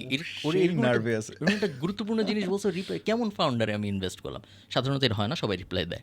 তো এটা একটা হ্যাক। এরকম অনেক হ্যাক আছে রিপ্লাই পাওয়ার। বডির মধ্যে তুমি যেটা বলবা, এগেইন একজন এক একভাবে বডির মধ্যে অনেক কথাবার্তা বলে। আমি যা যা কাজ করতে দেখছি তার মধ্যে একটা ইন্টারেস্টিং জিনিস হলো, অনেকে বলে যে আমি এই জিনিস বানাইছি আপনার জন্য এবং আমার ধারণা এই জিনিস অ্যাচিভ হবে যদি এই জিনিসটা ইমপ্লিমেন্ট করা হয়, যদি না হয় তাহলে আপনার পছন্দের চ্যারিটিতে আমি এত টাকা দিব, এরকম। সো ভালোই কাজ করে, বেশ ভালো কাজ করে। হ্যাঁ, যে বাহ ভালো তো। তারপর এটাকে এখন তুমি যত লেয়ার ডিপে ইচ্ছা নিতে পারো, যে তুমি দেখছো উনি পোস্ট করছে যে ওনার কোল্ড প্লে ভালো লাগে, আমি তাইলে আপনার একটা কোল্ড প্লে টি শার্ট পাঠাবো, বা একটা cold play use your creativity বুঝাবার চেষ্টা করি। ও তখন কানেক্টেড ফিল করবে। হ্যাঁ, আমাকে নিয়ে রিসার্চ করছে and people appreciate. And then তারপরে তুমি অ্যাকচুয়াল এরপরের পার্টটুক ম্যানুয়াল। সো তারপরে তোমার সেলিং এবিলিটির উপরে, কনভিন্সিং এবিলিটির উপরে, যে তুমি তারা অ্যাকচুয়ালি ওই জিনিস বেচতে পারতেছো নাকি। বেচতে পারলে তোমার 6 মাস লাগবে, ওই জায়গায় $10,000 হয়ে যাবে, তোমার 6 মাসের ঝামেলাই নাই আর কোনো। ও জাস্ট 6 মাস ধরে ট্রাই করতে পারে, মানে ওর শিখতে যতটুকু সময় লাগবে, তারপর প্রপার পিচগুলো তৈরি করা, এন্ড দেন আফটার ইমপ্লিমেন্টেশন। এটা কিন্তু তোমার নাম্বারস গেম। প্রথম জন 10 মিনিট স্কুল 110টা ইনভেস্টর মেল করার পিচ দেওয়ার পরে যায় সেকুয়া ক্যাপিটাল ইনভেস্ট করছে, তখন ও অলরেডি 8 বছর পুরানো কোম্পানি, এবং ধরো কোটি কোটি মানুষের ভিডিও দেখে ফেসবুকে, মানে 10 মিনিট স্কুলের লাইভ টাইপ দেখে ফেসবুকে, তারপরেও ধরো 90-95টা ওরে গুনাই ধরে নেই, 2-3টা গুনাই ধরছে, একটা তারপর ফান্ড দিছে, যে দিছে সে 170 কোটি টাকার দিছে। সো এটা একটা নাম্বারস গেম, আপনার অনেকগুলা করতে হবে, তারপর অনেকগুলো রিজেকশনস ফেস করতে হবে, right? রিজেকশন ফেস করতে হবে। এখানে একটু আগে তোমাকে আমি যে একটা বললাম না ইন্স্যুরেন্স কোম্পানি, সো রিসেন্টলি একজনের সাথে আমরা কাজ করতেছি, ওই ভাইয়াটা হচ্ছেন কাতার ইন্স্যুরেন্স কোম্পানিতে, ওটা তো $1 বিলিয়ন কোম্পানি, হ্যাঁ, সো সেইখানের এআই প্রোডাক্ট ম্যানেজার হিসেবে কাজ করে। নাইস। সো সে আসলে কি করে, সে অ্যাকচুয়ালি এআই কিভাবে ম্যানুয়াল ওয়ার্ক এবং এই কাজের মধ্যে গ্যাপ পূরণ করতে পারে, সেটাই তার সারাক্ষণ কাজ। সো আমি এক্স্যাক্টলি তোমার কাছে শুনতেছিলাম আর তার প্রোফাইলটা ঘাটায় দেখলাম, রিয়েলি এই মানুষটা তো এইগুলোই করে। সো চিন্তা করা যায় তিনি ওই কোম্পানির ওয়ান অফ দ্য টপ পজিশনে আছেন। সো তুমি এমন একটা হ্যাক দিচ্ছ আজকে একটা ইয়াংস্টারকে, যে কিনা আসলে কোম্পানির এরকম জায়গায় ভ্যালু অ্যাড করতে পারে। সো ওর জাস্ট মনে হয় কি একটু রিয়েল ওয়ার্ল্ডের এক্সপেরিয়েন্স, প্রবলেমগুলো, একটা হচ্ছে প্রবলেমগুলো তো আইডেন্টিফাইও করতে হবে, যে ও তো জানতে হবে এই কোম্পানিগুলো কী কী প্রবলেমে আছে। এবং এই জিনিস জানা এখন আর অত জটিল ব্যাপার না, কারণ প্রত্যেকটা স্টেজেই তুমি এআই ইউজ করতে পারতো। সো তুমি যদি এখন জেমিনাইয়ে যা বলো যে অ্যাক্ট অ্যাজ আ বিসিজি বা ম্যাকেনজি কনসালটেন্ট, আমি এই কোম্পানিকে এই এই জিনিস পিচ করব, আমার একটু বলো যে এই কোম্পানির টপ 100 প্রবলেম কি, ডিপ রিসার্চ 4টা-5টা দিয়ে করলে এই জিনিস এখন আর বাইর করা অত জটিল ব্যাপার না। তুমি সবচেয়ে বেশি কোন এআই ইউজ করো এবং কোন ইউসেজটা বেশি হয়, মানে কোন প্রম্পটস বলো বা কোন কি বেশি করা হয় সবচেয়ে বেশি? আমি সবচেয়ে বেশি ইউজ করি আমি এখন জেমিনাই। সো হ্যাঁ, সেটা আমি দেখলাম যে why switch from ChatGPT to GPT 5 আসার পরে আমার জিপিটি তো কেমন জানি কেন? ভালো লাগতেছিল না। ঠিক আমার মডেল চুজ করতে পারার এবিলিটিটা ভালো লাগে। পরে অবশ্য ওরা আবার মডেলের কয়েকটা অপশন ফেরত আনছে, মানে আমার কেমন জানি মনে হইতেছিল 5 আসার পরে যে সিম্পল কাজের জন্য অনেক চিন্তা ভাবনা করে উত্তর দিচ্ছিল। সো একটু ডিলে ল্যাগটা আমার একটু গায়ে লাগতেছিল। Overdoing. বেশি এফোর্ট দিচ্ছে। এত গুরুত্বপূর্ণ জিনিস আমি এত কিছু তো চাই নাই আমি। জাস্ট বলছি 1+1 আমি থিঙ্কিং। না, ও মনে হয় ওই যে পেমেন্টটা নেয় হালাল করার সব হইতে পারে। চেষ্টা। আমি হেভি ইউজ করি হলো জেমিনাই, যেটাকে আমি আর কি গুগলের পরিবর্তে ব্যবহার করি এখন। এছাড়া অলমোস্ট সব কিছুই আমি ইউজ করি। সো ইউজ করো? এই যেগুলো ধরো 11 ল্যাবস ইউজ করতেছি, হেজেন ইউজ করতেছি, পারপ্লেক্সিটি অনেক ইউজ করি আমি। জিপিটি একদম ইউজ করি না এরকম না, জিপিটি ইউজ করি আমি এখনও কিছু ওই যে কাস্টম জিপিটি বানানো আছে সেসব ইউজ করি। গুগলের কি ইউজ করো? গুগলের ওই যে জেমিনাই ছাড়া জেমিনাইটা বললা, আর ফ্লো ইউজ করি আমি ভিডিওর জন্য, কোনো কোনো ক্লায়েন্টদের জন্য ফ্লো অনেক ইউজ করা হয়। VO3 আমারও তো ইউজ করা হয় না। হিগস ফিল্ড আমি অনেক ইউজ করি অ্যাডের জন্য, ক্রিয়েটিভ বানাইতে। তারপরে যেই ইউজিসি টুলগুলোর কথা বললাম ওগুলো আমার অনেক ইউজ করা হয় ইউজিসি কন্টেন্ট বানানোর জন্য। যেমন ধরো ওই যে আর্ক অ্যাডস, তারপরে আর্ক অ্যাডস ছাড়া এরকম আরও 2-3টা আছে আর্ক অ্যাডসের মতো, যা কেউ যদি ইউজিসি এআই সার্চ দেয় সে পেয়ে যাবে। এগুলো হলো রেগুলার। পুরো প্ল্যাটফর্মগুলোর মধ্যে তো অলরেডি আরো অনেকগুলো ইন্টিগ্রেটেড, ওই হেইজেন বলে এই বলে সেগুলো। মানে তোমার হয়তো বা এমন কোন একটা প্ল্যাটফর্ম ইউজ করছে যেগুলোর মধ্যে এইগুলোর প্রচুর এপিআই আবার কানেক্টেড। আমি জেপিআর খুব হেভিলি, আমি জেপিআরকে অনেক টাকা দিই মাসে, এবং জেপিআরের সাথে তো সবাই কানেক্টেড। জেপিআর হলো মেইনলি কানেক্টর, বিভিন্ন টুলের সাথে কানেক্ট করার জন্য জেপিআর ইউজ হয়। সো তোমার কিরকম খরচ হয় জেপিআর? ধরো মাসে $2,000 $3,000 এরকম খরচ করি আমি জেপিআর এর পিছনে। কারণ আমি এটা কি শুধু তোমার জন্য না তোমার ক্লায়েন্টদের না, জন্য? সবার জন্য। সো ধরো আমি তোমাকে সিম্পল এক্সাম্পল দিই, যখন ফেসবুকে একটা লিড আসে কোনো একটা ক্লায়েন্টের কোনো একটা অ্যাডে, আমি চাই ওই ক্লায়েন্টটার কাছে একটা হোয়াটসঅ্যাপ যাক এবং একটা মেইল যাক, যে মাত্র আপনার কাছে একটা লিড আসছে, ওরা ফোন দেন। এবং কোনো ক্লায়েন্টের জন্য আমরা আরেকটু বড় করি ব্যাপারটা, যে ওই লিডটা আসছে এরপর আমরা ওই লিডটা একটু এনরিচ করি, যে তোমার কাছে যেমন ধরো আমাদের কিছু ক্লায়েন্ট আছে যারা অ্যাকাউন্ট্যান্ট, বিজনেস ওপেন, এই ধরনের সার্ভিস দেয়। তো একটা লিড যখন আসে, লিড যখন আসে তখন তো সে খালি নাম, ফোন নাম্বার, ইমেল এটুক দিছে, বেশি জিনিস চাইলে তো আবার কনভার্সন ড্রপ করে। তো আমরা বেশি জিনিস চাই না। আমরা যেটা করি এর পরের স্টেজে একটা এআই তাড়াতাড়ি যায় ওনার নাম ইমেল লিখে সার্চ দিয়া উনি কে কী জিনিস শুরু করছে এগুলো একটু কুইকলি দেখে একটা সামারি বানায়, পুরো জিনিসটা ধরে আমরা তারপর তাকে হোয়াটসঅ্যাপ করি যে 2 মিনিট আগে এই লিডটা আসছে, ওর নামেই ওর ইমেলেই ও করে এই জিনিস, ওর একটা ফোন দেন। এই সব কিছুর জন্য জেপিআর আমার অনেক ইউজ করতে হয়। মানে বা তোমারটা ঠিক আছে, বিকজ তোমার তো যদি ইন্টারন্যাশনাল ক্লায়েন্টস রেভিনিউ আসতেছে ভালো। না কেন এটা কি কম স্কেলে আর একটু কম স্কেলে ইউজ করলে খরচ কমে এরকম? হ্যাঁ, জেপিআর এর সিস্টেম আমি হলো, ইউজ করছি জেপিআর, বাট আমার কাছে একটু এক্সপেন্সিভ লাগছে। আই থিঙ্ক বেস প্ল্যান সম্ভবত $49 বা এরকম, অ্যান্ড দেন সিস্টেম হলো বেস একটা প্ল্যান থাকে, অ্যান্ড দেন ওই প্ল্যানের ওভারে গেলে পার ইউজের উপরে টাকা কাটা শুরু হয় জেপিআরে। তো আমি প্রতি মাসে ওভারে যাই, কারণ প্রত্যেকটা ধরো আমার কাছে যখন কোনো ইমেল আসে সাথে সাথে জেপিআর ট্রিগার হয়। তোমার সবকিছু জেপিআর না, হ্যাঁ, মানে অনেক। যে তোমার ইমেল বা আচ্ছা বিহাইভ টিহাইভ এগুলো কি জেপিআর? না, বিহাইভের সাথেও জেপিআর ইন্টিগ্রেশন আছে আমার। সো আমাদের একটা সাপোর্ট আছে যে অনেকে ধরো আমরা 14 দিন টানা কেউ ইমেল না পড়লে তাকে আর পাঠাই না ইমেল, কারণ ধরো আমাদের ওপেন রেট ড্রপ করে, তখন অন্য মানুষদের পাইতে কষ্ট হয়, কারণ কেউ ধরো আমি একজন ইমেল পাঠাইতেছি সে পরে করো তার আগে ওয়ার্ন করা হয়। হ্যাঁ, সো এটাই আমি বলতেছি যে তাকে আমরা ইমেল পাঠাইছি 14 দিন সে ওপেন করে নাই টানা, এরপরে তাকে আমরা একটা মেল করি যে ভাই আপনি তো 14 দিন ওপেন করেন নাই, আপনি যদি ওপেন না করেন আমরা আপাতত আর পাঠাবো না।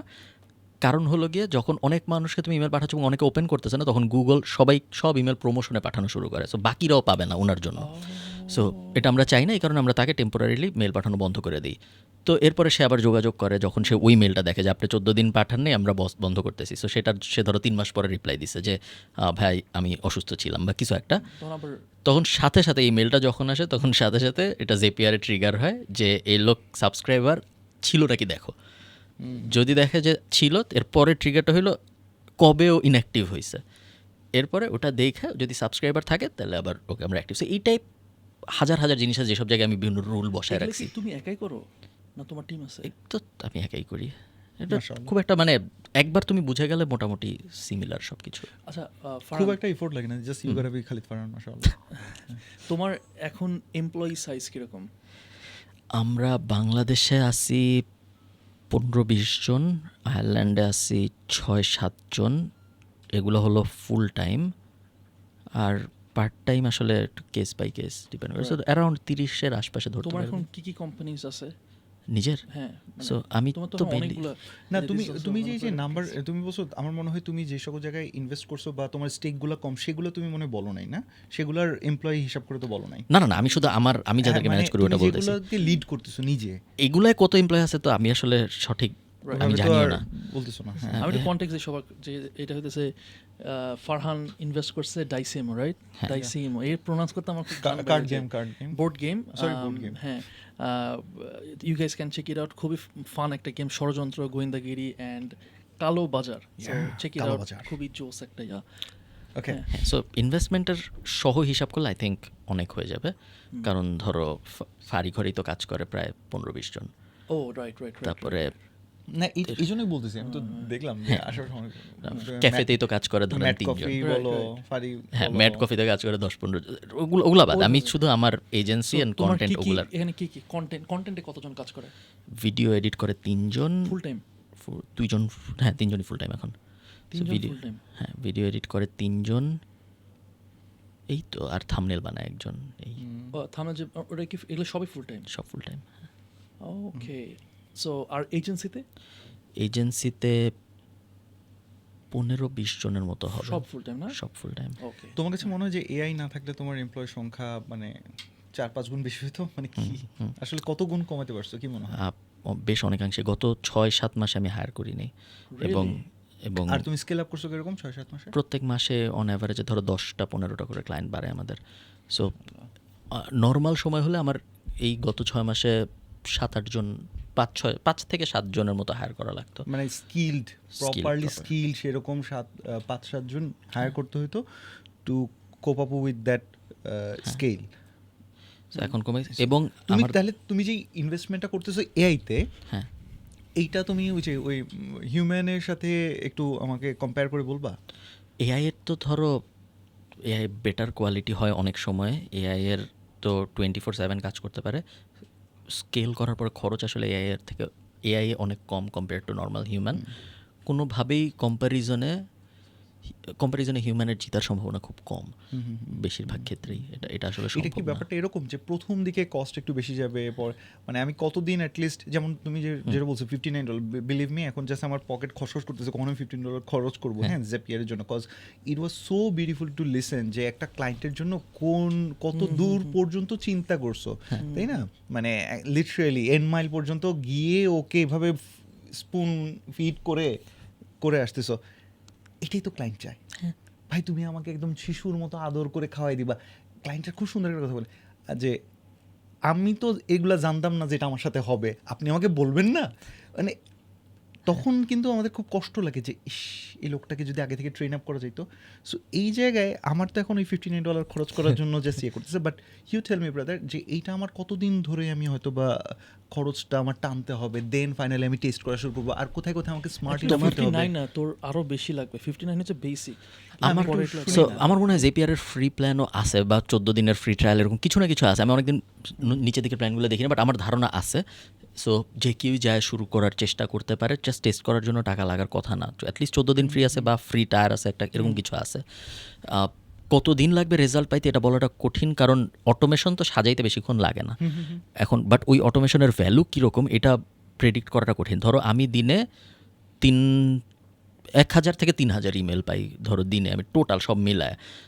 এর মধ্যে মাগল মেমো যে পড়ছে তার রিপ্লাই আছে, এর মধ্যে একটা ক্লায়েন্টের কোনো একটা বিপদ হয়েছে সেটা আছে, এর মধ্যে একজন প্যাসিভ জার্নালে লগ ইন করতে চাইছে পারে নাই সেটা আছে, এর মধ্যে একজন ইনভেস্টমেন্ট চায় সেটা আছে, এর মধ্যে একজন আপনার অনেক ভাল লাগে ভিডিও বানানোর জন্য ধন্যবাদ ওইটা আছে, ভাই 2 সেন্সে কবে আসবেন, 2 সেন্টসের ক্যালেন্ডার ইনভাইটও আছে এটার মধ্যে, সব কিছু আছে এটার মধ্যে। এখন আমি যদি প্রত্যেকদিন সকালবেলায় উঠা ভাবতাম যে এখন আমি ইমেইল গুছাইতে বসবো, সারাদিন লাগতো আমি খালি ইমেইলই পড়তাম, ইমেইলেরই রিপ্লাই দিতাম, আর কোনো কিছু আমার জীবন বলে কিছু থাকতো না। সো এআই আসার কারণে আমার সবচেয়ে বড় যে সুবিধাটা হয়েছে সেটা হলো এক্সিকিউটিভ অ্যাসিস্ট্যান্ট টাইপ টাস্ক যেসব, সেসব আমি খুব সহজে অফলোড করতে পারতেছি। এবং আমার ধারণা বেশিরভাগ ক্ষেত্রে এক্সিকিউটিভ অ্যাসিস্ট্যান্ট যেরকম আউটপুট দিত, মোটামুটি ধরো আমি এমন একটা এক্সাম্পল দিই যেটা অনেকে হয়তো রিলেট করতে পারবে, কন্টেন্টের স্পন্সরশিপ। যখনই আমাকে কেউ কন্টেন্টের জন্য স্পন্সরশিপ রিলেটেড কিছু পাঠায়, একটা পিডিএফ আছে যেটা আমি লিখে রাখছি, ওই পিডিএফটা অ্যাটাচ করে একটা ইমেল ওনার কাছে সাথে সাথে চলে যায়, কিছু স্যাম্পল সহ, যে এরকম এরকম জিনিস আমরা করি, আপনি করবেন। সো এই প্রত্যেক জিনিস ম্যানুয়ালি করতে গেলে আসলে বিশাল ঝামেলা। সো এবং এই সব জিনিস আমি একদিনে বানাইছি এরকমও না, ধরো 6 মাস 1 বছর ধরে আমি আস্তে আস্তে একটা এই যে একটা করে একটা বানাইছি। মাইন্ডসেট যে আমি এটাকে অটোমেট করব, হ্যাঁ হ্যাঁ এইটাই কিন্তু আসলে হেল্প করে যে এটা বিল করতে। মনে করো ভাই এটা 1-2 বছর 5 বছর লেগে যায়, কিন্তু একটা মানুষের আজীবনও এটা হবে না যদি সে এটা চিন্তা। মনে করো আমি এই মুহূর্তে ভাবতেছি যে এই দিকে আসলে হবে, আমার তো লোক লাগবে। যেমন আলহামদুলিল্লাহ আমাদের কোম্পানি সাইজ তুমি দেখবে যে লোকজন মাশাআল্লাহ মাশাআল্লাহ, হ্যাঁ 15-20 জনের। অতিরিক্তই আছে, এটা আমি ওরা বলতেছিলাম যে এর মধ্যে হাফ কমায় ফেলাই তো। এখন ভয় পাও না তোমরা কেউ। হ্যাঁ তো আমাদের ব্যাপার হচ্ছে কি যে এক্স্যাক্টলি আমরা চাচ্ছি যে ওরা আরো ইনেবলড হোক, এআই আসুক, কোম্পানি সাইজ আরো বড় হয়ে যাক ইনশাআল্লাহ। সো দুটো জিনিস জানতে চাই। ও একটা হলো যে কি ফাউন্ডার্সদের অনেকগুলা। এখন তাহলে অবশ্যই ডেফিনেটলি এআই শিখতেই হবে, রাইট? আরেকটা হচ্ছে এমপ্লয়িজ যারা আছে তাদেরও এআই আরও যত বেশি শিখতে পারে বা আরও অন্য অন্য যাবতীয়। তো আমার কোয়েশ্চেনটা হইতেছে যে ফাউন্ডার্সদের জন্য তোমার অ্যাডভাইস কি regarding all of this, like 5-10 years আমি একদম সেই লেভেলের বড় হব, এফিশিয়েন্ট হব, টাইম এফিসিয়েন্সি, কস্ট এফিসিয়েন্সি। এমপ্লয়িজদের জন্য কি অ্যাডভাইস যে তারাও যেন বড় হইতে পারে, তারাও যেন কোম্পানিতে অনেক ভ্যালু দিতে পারে, নিজের আরও ভ্যালু বাড়াতে Grow পারে, করতে পারে। গ্রো করতে পারে। সো এআই শেখা তো এখন আর অপশনাল না, সবারই শিখতে হবে। সবাইকে এখন অ্যাটলিস্ট এআই জেনারেলিস্ট, যেটা ধরো ইংলিশ শিখতে হবে যেরকম সেরকম এআই শিখতে হবে, এআই জেনারেলিস্ট হইতে হবে, নাহলে বেশিরভাগ জায়গায় ডোর ওপেনই হবে না, কারণ ধরে নিবে বেসিক মানে এটুক তো পারে। সো ওইটা যদি কেউ না করে তাহলে তার জন্য বেশ এমনিতে আসলে অবস্থা খারাপ হওয়ার চান্স বেশি ভালো হওয়ার চান্সের থেকে। যদি সত্যি সত্যি আমাকে অনেস্টলি জিজ্ঞেস করো তুমি, আমার মানে আমি এটা নিয়ে হ্যাপি না, বাট এটা ট্রু এবং এটা বলতে হবে আমাদের কারো কারো যে আসলে অবস্থা খারাপ হওয়ার চান্স বেশি ভালো হওয়ার চান্সের থেকে। মানে এমপ্লয়িজদের ক্ষেত্রে দেশের অবস্থা খারাপ হওয়ার Okay. কথা এআই এর কারণে। রিয়েলি কেন একটু মানে বিকজ হইতেছে যে- ধরো আমরা বেশিরভাগ অনেকভাবে এটার উত্তর দেওয়া যায়। সো একভাবে উত্তর হলো আমাদের যে পুরো সার্ভিস ইন্ডাস্ট্রি, যারা বিদেশের সাথে সার্ভিস রিলেটেড কাজকর্ম করে, সো ধরো একদম মানে অগমেডিক্স থেকে শুরু করে বিপিও থেকে শুরু করে যে ভিডিও এডিটিং বেচতেছে আমেরিকার একটা ক্লায়েন্ট, যে আপওয়ার্কে, সবাই ইনক্লুডেড, সার্ভিস যারা দিচ্ছে বিদেশে বাংলাদেশে বসে, এই সার্ভিস মার্কেটের সবচেয়ে বড় কম্পিটিশন ইন্ডিয়া এবং ফিলিপিন, এই অঞ্চল।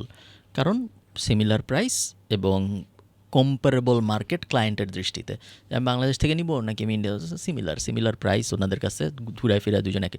সো এখন বাংলাদেশের থেকে ইন্ডিয়ার অ্যাবসোলুট ট্যালেন্ট সাইজ বেশি তোমার, কারণ ওদের মানে ক্রেডিট না, ওদের জনসংখ্যা বেশি, এই কারণে নাম্বার বেশি। সো আমি যদি বলি যে বাংলাদেশের টপ 1% এডিটরকে এই রুমে এনে বসাও, তোমার হয়তো বিশাল রুম লাগবে, কারণ ধরো কতজন আছে, 10,000 বাংলাদেশের টপ 1% এডিটর। এখন আমি তোমাকে বললাম যে ইন্ডিয়ার টপ 1% এডিটর এনে এই রুমে বসাও, একটা সিটি লাগবে, হ্যাঁ, এটা পুরা এলাকা লাগবে আমার, কারণ ওর তো ভাই 150 কোটির 1%, তাই না? আর আমার এখানে মাত্র 18 কোটি 20 কোটি। সো আমাদের দুইজন, আমরা সেম জিনিস বেচি, আমরা 1,000 জন বেচি, ও 1 লাখ জন বেচে। এখন ওর মার্কেটে যখন এআই হিট করবে, অলরেডি করতেছে, ওর যখন বিপদ আসা শুরু হবে যে ক্লায়েন্ট কমতেছে, কিছু ক্লায়েন্ট এআই দিয়ে নিজেরাই করা শুরু করতেছে, তখন একটা মার্কেটে যখন বিপদ আসে, তখন ফার্স্ট যেই জিনিসটা করে মানুষ রিফ্লেক্সে, সেটা হলো সার্ভিস বিজনেসের দাম কমায়।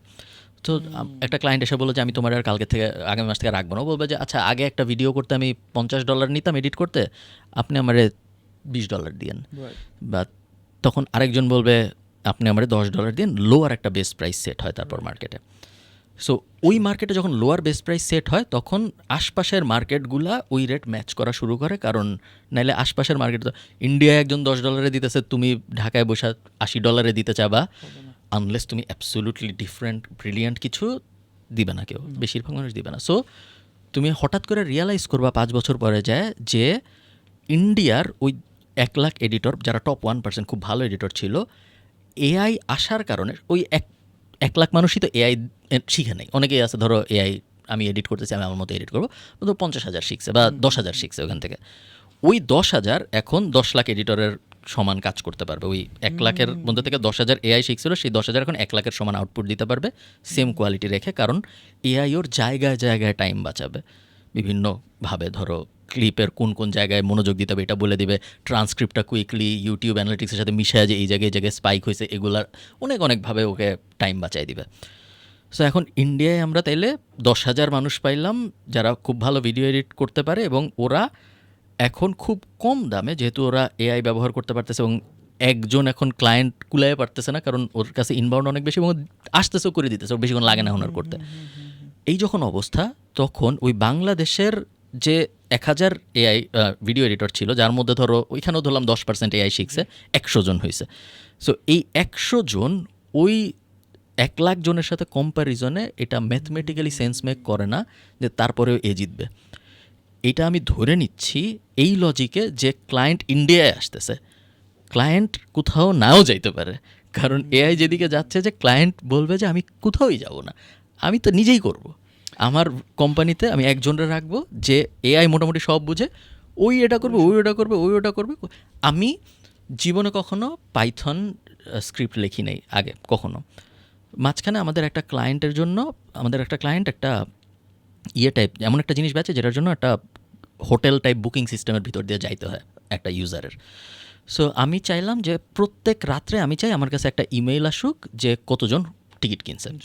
তো একটা ব্যাপার আছে যে উপরের অমুক জায়গার টিকিট একরকম দাম, তমুক জায়গার নিচের আরেক জায়গা আছে, ওই জায়গার টিকিট একরকম, এরকম একটা ডাইনামিক ব্যবসা। সো আমি জেমিনায় গেলাম যে এই জিনিস আমি কীভাবে সলভ করব। যাওয়ার পরে এখন জেমিনে আমার বললো যে এভাবেও সলভ করা যায়, এভাবেও সলভ করা যায়, হ্যান কিছু কথাবার্তা হইলো, গল্প গুজব হইলো, এবং তারপরে আমার বললো যে ঠিক আছে, তাইলে এখন আমরা কোড লিখবো। আমি কিন্তু জীবনে কোনো দিন পাইথন লিখি নেই, আমার HTML CSS পরে আর কখনো কোডিং নিয়ে কাজ করবো। হ্যাঁ, ওকে পাইথন লিখবো, ঠিক আছে লিখি। যে টার্মিনাল, প্রথমে পাইথন স্ক্রিপ্ট নামাইতে হবে, এখানে যাও, গেলাম, নামাইলাম আমি পাইথন স্ক্রিপ্ট। এখন টার্মিনাল ওপেন, টার্মিনাল কেমন ওপেন করে আমি তো জানি না, এই যে এটা কপি করো। এই জিনিস ধরো 2 ঘন্টা ধরে আমি করলাম জেমিনাইয়ের সাথে। এখন কিন্তু আমার প্রত্যেক দিন ইমেল চলে আসে, ক্রন জব টপ সেট কইরা কোড টোড বসে, কঠিন অবস্থা, আমার কোনো ক্লুই নাই ভিতরে কী হইতেছে, কিন্তু কাজ হয়। সো যে এই এক্সাম্পলটা আমি এই জন্য দিলাম যে এই জিনিস ক্লায়েন্টদের সাথে হওয়া শুরু হবে হ্যাঁ। এবং তারা হঠাৎ করে বুঝবে যে হ্যাঁ এটার জন্য তো আমি এটা দামি পারি, ওটার তো এই পারে, ওটা তো ও আগে এটা করতে, এখন তো ওরা এত সময় লাগে না ওটা করতে, কারণ ও এআই এর কারণে ওটার 6 ঘন্টা বেঁচে যায়, ও এখন এটাও করবে। সো ওইভাবে জব মার্কেট আস্তে আস্তে ছোট হবে, এটাই হওয়ার কথা। ব্রো, তোমার কাছে কি এটা মনে হয় যে আমরা যতদিন মানে এই যে অন্যের প্রোডাক্ট মানে ক্লায়েন্ট এর প্রোডাক্টের জন্য কাজ করতে থাকবো, সার্ভিস ইন্ডাস্ট্রিতে এটাই হবে, তাই না? ততদিন পর্যন্ত এই প্রেশারটা আমাদেরই থাকবে unless we become the client. আমরা কিভাবে ক্লায়েন্ট হতে পারি? কোন কোন জায়গাগুলো তুমি মনে করো যে ভাই এখন থেকে ট্রাই কর, অ্যাটলিস্ট কয়েকদিন পর তোরা ক্লায়েন্ট হতে পারবি? সব সময়, সো এটা খুবই ভালো ফ্রেমওয়ার্ক, সবসময় মাথায় রাখবা যে যে আমারে টাকা দেয় আমি তার জায়গায় যাব। সব সময় এটা হইল বেসিক ফ্রেমওয়ার্ক। সে তো আমি এখন অমুক জিনিসের জন্য টাকা পাই তমুকের কাছ থেকে, আমি ওই জায়গায় যাব, তারপর আমি আমার মতো মানুষগুলোরে টাকা দিব এটা করার জন্য। ওই জায়গায় যায় আবার সেও আবার আরেক কোথাও থেকে টাকা পায়, তারপর যে আমি তারপর ওটায় যাব, তারপর আমি এরা টাকা, এভাবে তুমি ল্যাডারের উপরের দিকে ওঠার চেষ্টা করতে থাকবা সবসময়। এবং একটা দুইটা স্টেপ যাওয়ার পরই চলে আসে নিজের কোম্পানি ফরমেশন, কারণ নিজে নিজে না করে এই জিনিস অ্যাচিভ করা সম্ভব না। তাহলে আসলে ডিপ্রেসড হয়ে যাচ্ছি আমি। Sorry. তাহলে আসলে ধরো যে 5-10 ইয়ার্স অ্যাট লিস্ট কি অপরচুনিটিস তুমি দেখতেছো মানুষদের জন্য, বা আদৌ কি আর কোনো কাজ আছে না আমরা খালি শুয়ে বসে থাকবো, জিনিসটা- গ্রামে চলে যাবে সবাই? তুমি ওরকম মিম দেখছো যে যে কোনো একটা মজার ঘটনা, তারপর যে এই দেশে এআই কখনোই করতে পারবে না, কারণ এই মজার ঘটনাটা হচ্ছে এই টেমপ্লেটে তো অনেক, ধরো গরু দৌড়ায় আসতেছে এরকম একটা জিনিস, তাহলে কি human sorry AI will replace human, meanwhile human কি করে? Meanwhile AI. সো এই টাইপ এক্সাম্পল আমরা অনেক দেখি এবং মজাও লাগে দেখতে, খারাপ না। কিন্তু সমস্যাটা হইলো যে আসলেও তো হবে এবং আসলেও তো হচ্ছে। আমরা দেখতেছি যে ইন্টারন্যাশনালি layoffs.fyi সম্ভবত ওয়েবসাইটটার নাম, ভুল হইতে পারে, আপনারা গুগল করলে দেখতে পারবেন। ওখানে প্রত্যেক দিন কোন কোন কোম্পানি কতজন লে অফ করছে ওটার লিস্ট দেখা যায়। আপনি যদি দেখেন বা আপনি যদি আরও আপনার মন ইচ্ছা থাকে তাহলে আপনি একটা ওই যে টেনে যায় একটা কানেক্টর বসায় আপনি আপনার কাছে প্রত্যেকদিন একটা আপডেট আসবে, ওগুলো করতে পারেন আপনি এআই দিয়ে। বাট ওখানে তুমি দেখতে পারো, এবং তুমি যদি দেখো এবং তুমি যদি কম্পেয়ার করো, বা এত কিছু করতে হবে না, পারপ্লেক্সিটি ল্যাবে যায় তুমি গ্রাফ নামায় দিই, খুব ওনারা মানে গ্রাফ বানায় দিতে বললো যে গত অমুক অমুক দিনে কীরকম আসলে কোম্পানির লে অফের অবস্থা, সব এমনি যাইতেছে উপরের থেকে নিচের দিকে, সব কমাচ্ছে, কমানোর থেকেও খারাপ কেউ নতুন নিচ্ছে না। নতুন গ্র্যাজুয়েট ঠিকই আসতেছে কিন্তু নতুন এমপ্লয়মেন্ট অপরচুনিটি হচ্ছে না। সো অনেক নতুন গ্র্যাজুয়েট মার্কেটে ঢুকতেছে, অনেক কোম্পানি নাই যারা এমপ্লয় করতে পারবে ওদেরকে, কারণ কোম্পানিরা অলরেডি হয় ফায়ার করতেছে অথবা আমি আর নিব না এই মুডে আছে। এই যদি হয় সিচুয়েশন, তাহলে 5 বছর পরের দিকে যদি তুমি তাকাও, ভালোর থেকে খারাপ হওয়ারই সম্ভাবনা বেশি এরকম একটা মার্কেটে, যেই মার্কেটের একাডেমিক এডুকেশন তাকে এনাফ স্কিল করে না যেন সে সেলফ সাফিসিয়েন্ট হইতে পারে একাডেমিক্স শেষ করে বাইর হয়ে। তুমি একজন, আমরা তো মেইনলি সার্ভিস বিক্রির দেশ, সো আমি সার্ভিস ব্যবসা করি, সাজ্জাদ সার্ভিস ব্যবসা করে, বাট ব্রডলি স্পিকিং বেশিরভাগ মানুষ সার্ভিস বিজনেসের সাথেই কানেক্টেড। তুমি ধরো ব্যাংক, তুমি ধরো জুতার দোকান, টেইলরিংটাও, হ্যাঁ, মানে গার্মেন্টসের কথা যদি বলি, বেশিরভাগ সার্ভিস ব্যবসা করতেছি আমরা। হার্ড মানে কোর স্কিল বেসড কাজকর্ম কম হয় আমাদের। এই সিচুয়েশনে আই থিঙ্ক 5 বছর পরে আমাদের ভালো হওয়ার থেকে খারাপ হওয়ার চান্স বেশি, এবং অনেক কোম্পানি চলে যাচ্ছে দেশ থেকে, অনেক কোম্পানি যাবে করতেছে। এবং এই যখন সিচুয়েশন, তখন বাকি দুনিয়া যারা এগুলো আরেকটু সিরিয়াসলি বুঝতেছে তারা অনেক চেষ্টা করতেছে যে আমাদের কাছে আসুক কিছু কোম্পানি, কারণ সবাই বুঝতেছে যে 5 বছর 10 বছর পর অবস্থা খারাপ হবে। ধরো সিঙ্গাপুর চায়, দুবাই চায়, আমেরিকা চায় যে ভালো ভালো বড় বড় কোম্পানিগুলো আমার এখানে এসে অফিস বানাক। যখন এই ট্রেড ওয়ার হইলো মাঝখানে, এই যে রেসিপ্রোকাল ট্যারিফ যখন হইলো, সব কোম্পানিরা যে হ্যাঁ আমরা এই করবো ওই করবো, সব দেশ সিরিয়াস হয়ে গেল, কারণ সবাই বুঝতেছে যে 5-10 বছর পরে জবের শৃঙ্খল, যা তুমি লাভেবল $200 মিলিয়ন কোম্পানি বানাইছে 8 জন না 12 জন এমপ্লয়ি। সো এই জিনিস হওয়ার চান্সই বেশি। ওকে ফারহান, একটা জিনিস ক্লিয়ার যে এআই না শিখলে আমাদের সবার খবর আছে, এটা ফাউন্ডার হোক এমপ্লয়ি হোক সবার খবর আছে। এখন আমরা তো এভাবে করে আসলে কি শেখাচ্ছি আমাদের নেক্সট জেনারেশন যারা, আমরা তো শিখতে পারতেছি না, আমাদের খবর হয়ে যাচ্ছে শিখতে গিয়ে। নেক্সট জেনারেশন যারা, ওরাও কিভাবে করে ট্রেন্ড আপ হচ্ছে কিনা। সো আমার আসলে এখানে কোয়েশ্চেন না, মানে I really want to know তুমি কিভাবে চিন্তা করতেছো যে যেই ইউনিভার্সিটিগুলো আছে তারা যদি এখন প্রত্যেকটা ডিপার্টমেন্টে, এমন না যে এআই আইটিরাই শুধু শিখবে, প্রত্যেকটা ডিপার্টমেন্ট, যে হয়তো বা হসপিটালিটি সেক্টরে আছে, কেউ হয়তো ল নিয়ে পড়ছে, যে যেটাই পড়ুক না কেন, এআই নিয়ে আলাদা করে যদি ইনফ্লুয়েন্স মানে খুব বেশি ফোকাস করে, ভার্সিটিটারও তো ভালো হবে। আর ওভারঅল তুমি স্টুডেন্টদের কি দেখতে পাও, নাম্বার 1, নাম্বার 2 হচ্ছে এটা ব্যাচেলরে যারা পড়ে, আর স্কুলে বা একদম বাচ্চারা, তাদেরকে এখন আমরা কিভাবে প্ল্যান করতে পারি প্লিজ? একাডেমিক, এই যে এখন আমাকে আয়মান যেটা বলছিল এটা তোমাদের বলবো, একাডেমিক এবং ইন্ডাস্ট্রির মধ্যে সবসময় একটা তফাৎ ছিল যে ইন্ডাস্ট্রিরা সবসময় কমপ্লেন করতো যে একাডেমিক্সে যা শেখাচ্ছে এটা আমাদের তো কাজে আসতেছে, সবসময় করতো। এবং এই গ্যাপ কখনো কমে নাই, একাডেমিক্সে যা শিখাইছে এবং ইন্ডাস্ট্রিতে যা হয়, কর্মক্ষেত্রে যা তার যা ফেস করতে হয়, এই দুইটার মধ্যে কখনোই কোনো মিল ছিল না। এবং যতই দিন গেছে দুইটা ডিফারেন্ট হয়েছে।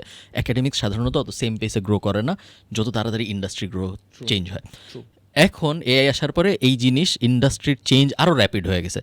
একাডেমিক্স সেমই আছে, যেমন পড়াইতেছিল তেমনই পড়াইতেছে, কোনো চেঞ্জ আসে নাই। সো এই ব্যাপারটা যদি আমরা চিন্তা করি যে কার্ভ দুইটা এখন যতই সময় যাচ্ছে তত এক্সপোনেনশিয়ালি আরও দূরে যাচ্ছে, তুমি ধরে নিতে পারো যে এমন একটা সময় খুব তাড়াতাড়ি চলে আসবে যখন এখানে কি পড়াবে তার সাথে এখানে যা হচ্ছে জিরো কোরিলেশন, কোনো কোরিলেশন। এটা আইমান বলছে, এটা তো এখনো পাবলিশ হয় নাই, আমার এপিসোডে বলছে, আমাকেও বলছে। So, আমি এটা তো আবার তোমাকে জানাইলাম ব্যাপারটা। আপনার problem. রাফি আমাকে- মাস্টার স্ট্রোক পডকাস্টে সার্চ করবেন, এই একই কথা আইমান ওকে, বলছে। সো না আমি তো বললাম যে এটা আমাকে আয়মান বলছিল। এবং নো প্রবলেম, আইমান আমাকে বলেন কখনো প্লিজ। এবং বিষয়টা আসলেও তাই যে একাডেমিক্স তো কখনোই ইতিহাসে। তো এবার আমি তোমাকে আমার ইনপুটস ইয়েস দেই। Yes yes, no problem. Fourth industrial রেভলিউশনের পরের থেকে আমরা সবসময় এর আগের ইন্ডাস্ট্রিয়াল রেভলিউশনের পরের থেকে আমরা সবসময় বলছি যে ধুর কি পড়ায়, আমরা তো যা আমাদের কর্মী আমরা যখন নিতে যাই তখন আমরা দেখি যা পড়াইছে কিছুই পড়ায় না, আমার সব তো আবার শিখাইতেই হইতেছে তারে।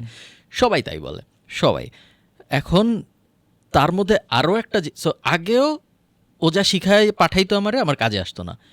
এখন আরেকটা জিনিস আসছে যেটার উপরে পুরো দুনিয়া বদলে যাচ্ছে, ও আগেরটাই শিখায় না, এটাও শিখায় না। সো আগেও খারাপই ছিল, সেকেন্ড ইন্ডাস্ট্রিতে পড়ে আছি আমরা। এখন আরও খারাপ হয়েছে।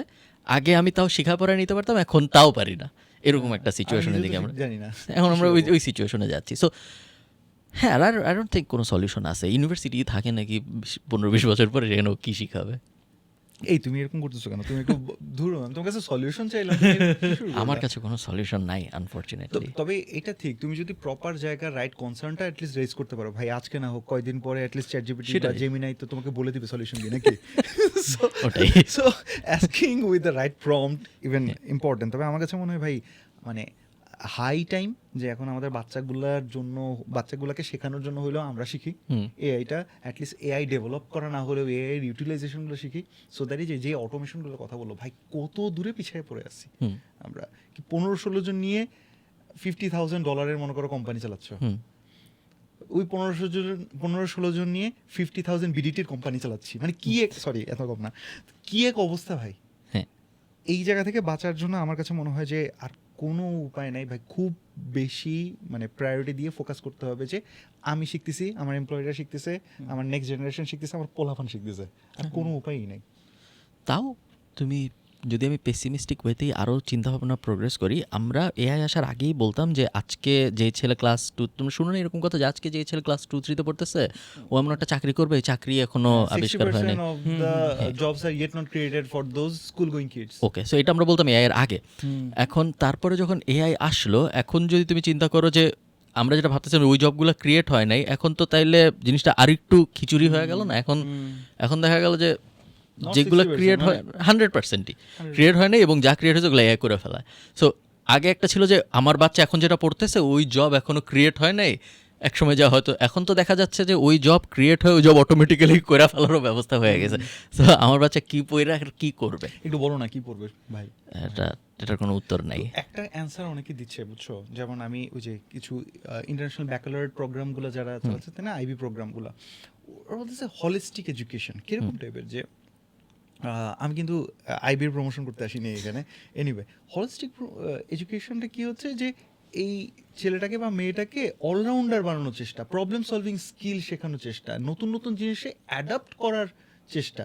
এটা শুনতে কিন্তু ভালো লাগতেছে যে ওকে এনিথিং নিউ আসলে ও ঘাবড়ে না গিয়ে কিভাবে অ্যাডাপ্ট করবে, কেউ যখন শিখতে পারতেছে না সেই মোমেন্টেও কিভাবে ও শিখতে পারবে, এইগুলো শেখানো হচ্ছে।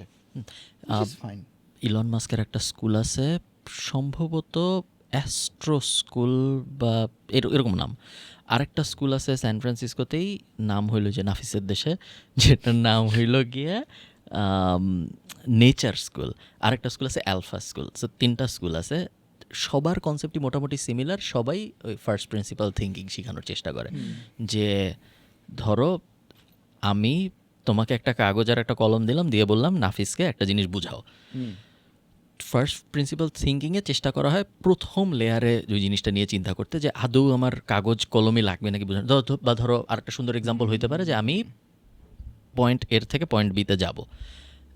আমরা সাধারণত স্কুলে যেটা করি, আমরা বলি যে ধরো ইঞ্জিনিয়ারিংয়ে তোমাকে শেখাচ্ছে যে চাকা কিভাবে চলে, বাট ফার্স্ট প্রিন্সিপাল থিঙ্কিংয়ে আরও আগে যায় বলে যে পয়েন্ট এর থেকে পয়েন্ট বিতে যাওয়ার জন্য আদৌ আমার চাকাই লাগবে নাকি, বা আরও কিছু উপায় আছে নাকি, সবচেয়ে বেস্ট এফিশিয়েন্ট উপায় আসলে আমার কী হইতে পারে। সো যারা একদম বেসিক লেভেলের, দিন শেষে গোল তো পয়েন্টের থেকে পয়েন্ট বিতে যাওয়া, সো এই গোল অ্যাচিভ করার জন্য ফার্স্ট প্রিন্সিপাল দিয়ে আমি কীভাবে বেসিক্স থেকে ভাবতে পারি, ওই জিনিস এখন সবাই বাচ্চাদেরকে শেখানোর চেষ্টা করতেছে। কারণ সাজ্জাদ যেটা বললো ওইটাই, যে প্রবলেম সলভিং এবিলিটি যার যত ভালো হচ্ছে, আমরা ধরে নিচ্ছি সে যখন প্রবলেমে পড়বে তার ওই প্রবলেম থেকে বাইর হয়ে আসার চান্স সবচেয়ে বেশি, এবং তার দুনিয়া যেদিকে যাচ্ছে তার প্রবলেমে পড়ার চান্সও বেশি। সো অনেক প্রবলেম, যারা প্রবলেম সলভ করতে পারে ভালো, তারা হয়তো সব প্রবলেম থেকে বাইর হয়ে আসবে। আমার সামনে হতে পারে এরকম আমরা কোর্স দেখবো যে অনেক জনপ্রিয় হয়ে উঠবে, যে প্রবলেম সলভিং এত ক্রেডিটের। ফারহান, আমি একটা কোয়েশ্চেন করতে চাই যে তোমার তো এসিওর এজেন্সি, বা you are very successful this, জি। সো এসিও, এবং তুমি নিজে বলতেছো এখন যে এসিও ইজ ডেড, আর বা is gonna be dead, right? তাহলে কেন ডেড, বা তুমি কি পদক্ষেপ নিতেছো?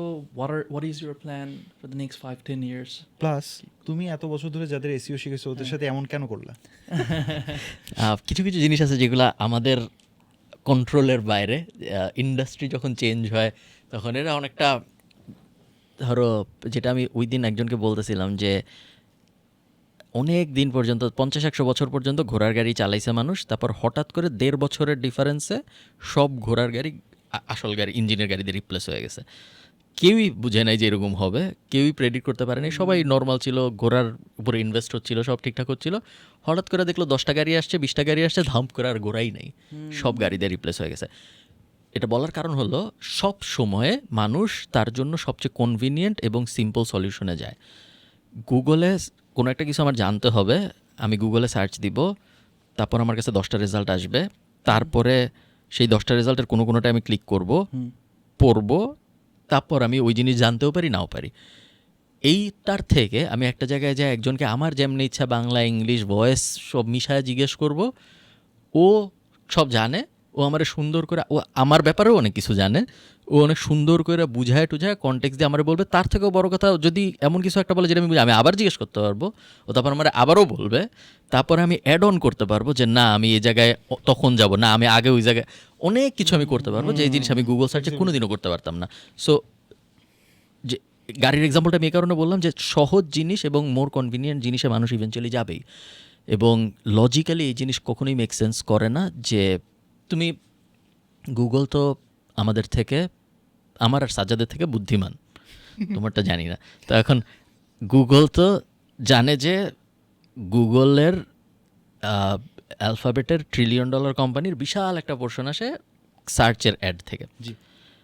গুগল যদি এত বুদ্ধিমান হয়, ও যদি বুঝে যে সার্চ ওর জন্য এত ইম্পর্ট্যান্ট, তাহলে তো গুগলের মানুষ জেমিনাইতে চলে যাবে। লজিক্যাল না? জেমিনাইতে তো কোনো ইনকামই হয় না এখন, এবং নিজেই নিজের প্ল্যাটফর্মকে তো মায়েরা ফেলাটা লজিক্যাল না।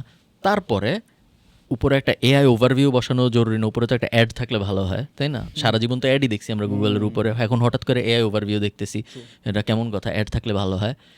তারপরে এখন দেখতেছি আলাদা একটা পেজই বানাইছে এআই এর জন্য। এআই ওভারভিউতেও শখ মিটে নেই, এখন যেরকম ইমেজের জন্য একটা পেজ, ভিডিওর জন্য একটা পেজ, নর্মাল রেজাল্টের জন্য একটা পেজ, এআই এর জন্য আলাদা একটা পেজই বানাইছে। সো নিজে যে বানাইছে সে বুঝতেছে যে আমার এখান থেকে চলে যাইতেছে এআই এর দিকে সব কিছু, মানুষ আস্তে আস্তে ওইদিকে চলে যাইতেছে। সেখানে তুমি মনে করো ফ্রিল্যান্সার, তুমি এসইও করো 10 জনের জন্য, তুমি বলতেছো না তুই বুঝিস না, তুই বানাইছিস কিন্তু তুই বুঝিস না, আমি বুঝি, আমি বলতেছি থাকবে, কোনো সমস্যা নেই। ওইটা তো আসলে হয় না, তাই না স্যার? আমার ধারণা থাকবে না।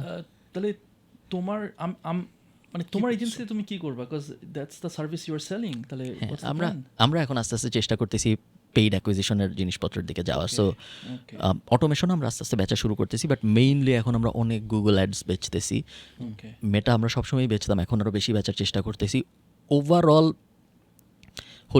যে 360 টাইপ সলিউশন দেওয়ার চেষ্টা করতেছি, যে আপনি আপনার প্রবলেম বলেন, আমি বলবো যে আমি কেমনে করব। এটা বললেন না যে গুগল অ্যাড চালান, বা এটা বললেন না যে ফেসবুক অ্যাড চালান। Right. আমার যদি মনে হয় কিছু চালাবো না এভাবে সলভ করব। Okay. ওই ধরনের মডেল এখন আমরা আস্তে আস্তে যাওয়ার চেষ্টা করতেছি। তোমার এখন যেই তোমার এজেন্সি থেকে এসিওর সার্ভিসেস থেকে যে রেভিনিউ আছে সেটা কি ড্রপ করছে লাস্ট 6 মান্থস বা 1 ইয়ার? ড্রপ করে নাই, বাট আচ্ছা। আমরা এসিওর নতুন ক্লায়েন্ট আর খুঁজতেছি না। মানে ন্যাচারাল ড্রপের বাইরে খুব বড় ক্ষতি হয়েছে এরকম এখনো হয় নাই, বাট ওইদিকে আমরা এখন আর মনোযোগী দেওয়ার চেষ্টা করতেছি না। ওকে, সো তোমার যদি ভাবে করে বলি যে ধরো 2 বছর আগে ধরো তোমার ইনকামের মানে এজেন্সি সাইডের এসিও থেকে কত পার্সেন্টেজ তোমার রেভিনিউ আসতো ভার্সেস এখন, যদিও তুমি এখন আর চেস করতেছো না বা ক্লায়েন্ট অ্যাকুইজিশন করতেছো না, বাট এখন কি অবস্থা, তখন কি অবস্থা ছিল, মানে বছর ধরো আগে এখন? 1 বছর আগে হবে 90% আসতো সার্চ AC ইঞ্জিন থেকে, ওকে, এখন ধরো 70 এরকম। I see. এরকম তুমি যদি আমার আপওয়ার্ক প্রোফাইল পাবলিক সম্ভবত, সো কেউ যদি খালিদ ফারহান আপওয়ার্ক লিখে সার্চ দেয় দেখবে আমার আপওয়ার্ক প্রোফাইলে কিন্তু $1.5 লাখ মতো আছে। 100% এসিও সব, এবং ওই পুরা জিনিসটা ইররিলেভেন্ট এখন, বা মানে এখনো না, ইররিলেভেন্ট হয়ে হয়ে যাবে আস্তে আস্তে। তাহলে এখানে কি কি সার্ভিসেস, যেমন তুমি এখন বলতেছো যে তুমি ধরো ফেসবুক অ্যাডস বা ওই যে এই টাইপের লাইক গুগল অ্যাডস এই জায়গায় যাচ্ছ, পেইড ওয়ান্স। পেইড মানে মিডিয়া বাইং, আরও কিছু সার্ভিসেস হয়তো বা অ্যাড করতেছো। সো এইখানে তোমার কি প্ল্যান আছে যে কি সার্ভিসেস তুমি মনে করো যে অ্যান অপরচুনিটি ফর ইউ তোমার এজেন্সির জন্য? আই থিঙ্ক এআইর টাচ পয়েন্টে সব কিছুই আচ্ছা। অপরচুনিটি। সো কীভাবে একজনের সময় বাঁচায় দেওয়া যায়, বা টাকা সেভ করে দেওয়া যায়, বা টাকা ইনকাম করে দেওয়া যায়, ওটার জন্য এআই কীভাবে ইউজ করা যায়, অলমোস্ট সবই অপরচুনিটির লেন্সেই আমি দেখতেছি। না ট্রু। আর ওই জিনিসটা ভালো লাগছে, বুঝছো, আমার একটা আশার আলো তুমি দিয়ে গেছো, সেটা হচ্ছে যে আপনার জন্য কোনটা ভালো, লেট আস ডিসাইড, তাই না? কনসালটেন্ট, হ্যাঁ সেটাই, যে এসে বলতেছে এই আমাকে এই ওষুধটাই দেন, ভার্সেস ভাই let me diagnose and decide for you. ভালো লাগতেছে, ব্র্যান্ড মার্ক আরও কয়েকদিন আছে আলহামদুলিল্লাহ।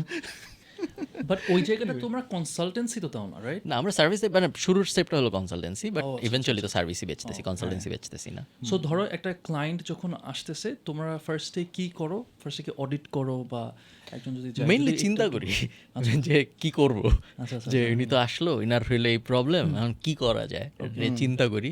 ওকে, চিন্তাটাই অ্যাকচুয়ালি মেইন কাজ, এবং তারপর ভাবা যে ওনার জন্য আসলে এই করা উচিত, তারপরে ওইটার আউটপুটের উপর যে এই জিনিসকে আরও করবো নাকি এই জিনিস করে কাজ করেন অন্য কিছু করবো, মেইনলি চিন্তাই।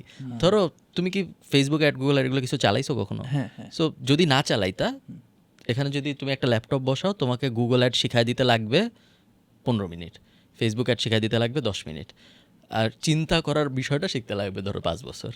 এই হলো গিয়ে টোটাল জার্নি। এই চিন্তাটা এখন কি তুমি করতেছো না, you have team? I have team, আমিও করতেছি। আচ্ছা আচ্ছা, এই নাও এখন আমার ভালো লাগছে বিষয়টা। আমি এই যে চিন্তা করতে পারবে বাকি টিম মেম্বাররা, এইটা শিখাতে আমার একটু সময় লাগতেছে, আমার কষ্ট হচ্ছে। আলহামদুলিল্লাহ খুব ফ্যান্টাস্টিক এক্সিকিউটিভ পাই, কিন্তু ওই যে স্ট্র্যাটেজি তৈরি করা এই জায়গায়, এবং নট অনলি জাস্ট এইটা করব, ওইটার একদম মাইক্রো লেভেলে গিয়ে স্পেসিফিক ধরে ধরে তৈরি করে দিয়ে দেওয়া যে এবার তুমি চোখ বন্ধ করেও আগাইতে পারবা, এই লেভেলে আমি আরও টিম মেম্বার তৈরি করতে একটু স্ট্রাগল করি। তুমি একটু আমাকে কিছু আমিও please করি, help আমিও সেম স্ট্রাগলের ভিতর দিয়ে যাই। কারণ আমরা মেইনলি যখন কেউ কোনো কিছু শিখে তখন সে টুল শিখে। টুল শিখলে একটা জিনিস শেখা আসলে হয় না।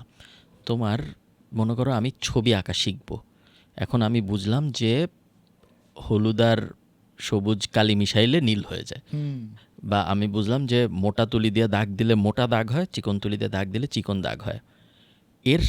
এই যে টুলগুলো আমি বুঝলাম, এর সাথে আমার ভালো আর্টিস্ট হওয়া বা না হওয়ার কোনো সম্পর্ক নাই। যেই কারণে আমি খুব সুন্দর বাংলা লিখতে পারি, আমরা সবাই বাংলা লিখতে পারি এখানে, কিন্তু আমরা কেউ হুমায়ুন আহমেদ না। হুমায়ুন আহমেদও বাংলা লিখতে পারে, আমরাও বাংলা লিখতে পারি।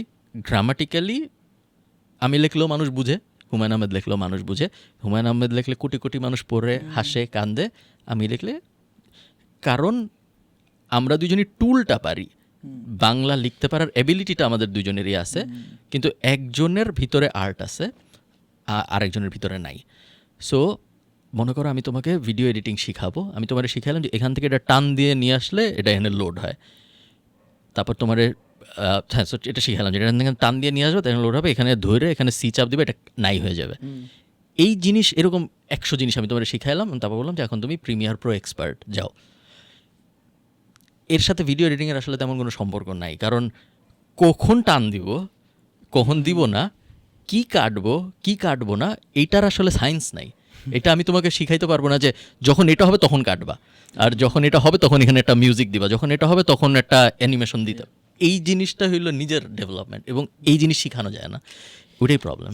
আচ্ছা এখান থেকে আরেকটা জিনিস, আমাদের এরকম টিম মেম্বাররা আছে যাদের কাছে আমরা এই জিনিসটা ন্যাচারালি পাই, ঠিক আছে, আরে এই ছেলেটা কিন্তু হয়ে উঠবে, জাস্ট 1 মাস 2 মাস হয়েছে।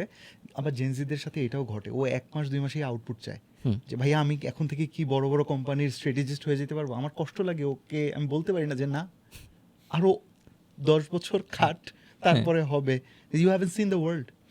এখন কথা হচ্ছে যে তাহলে এই একটা দুটো ছেলেকে আমরা পিক করতে পারতেছি, কিন্তু আমাদের দেখা যায় অনেক এরকম ট্যালেন্টেড ছেলেমেয়েরা থাকবে, ওরা টুলসে দারুণ করছে, বিভিন্ন বড় বড় জায়গায় গ্রোথে খুব ভালো ভালো কাজ করছে।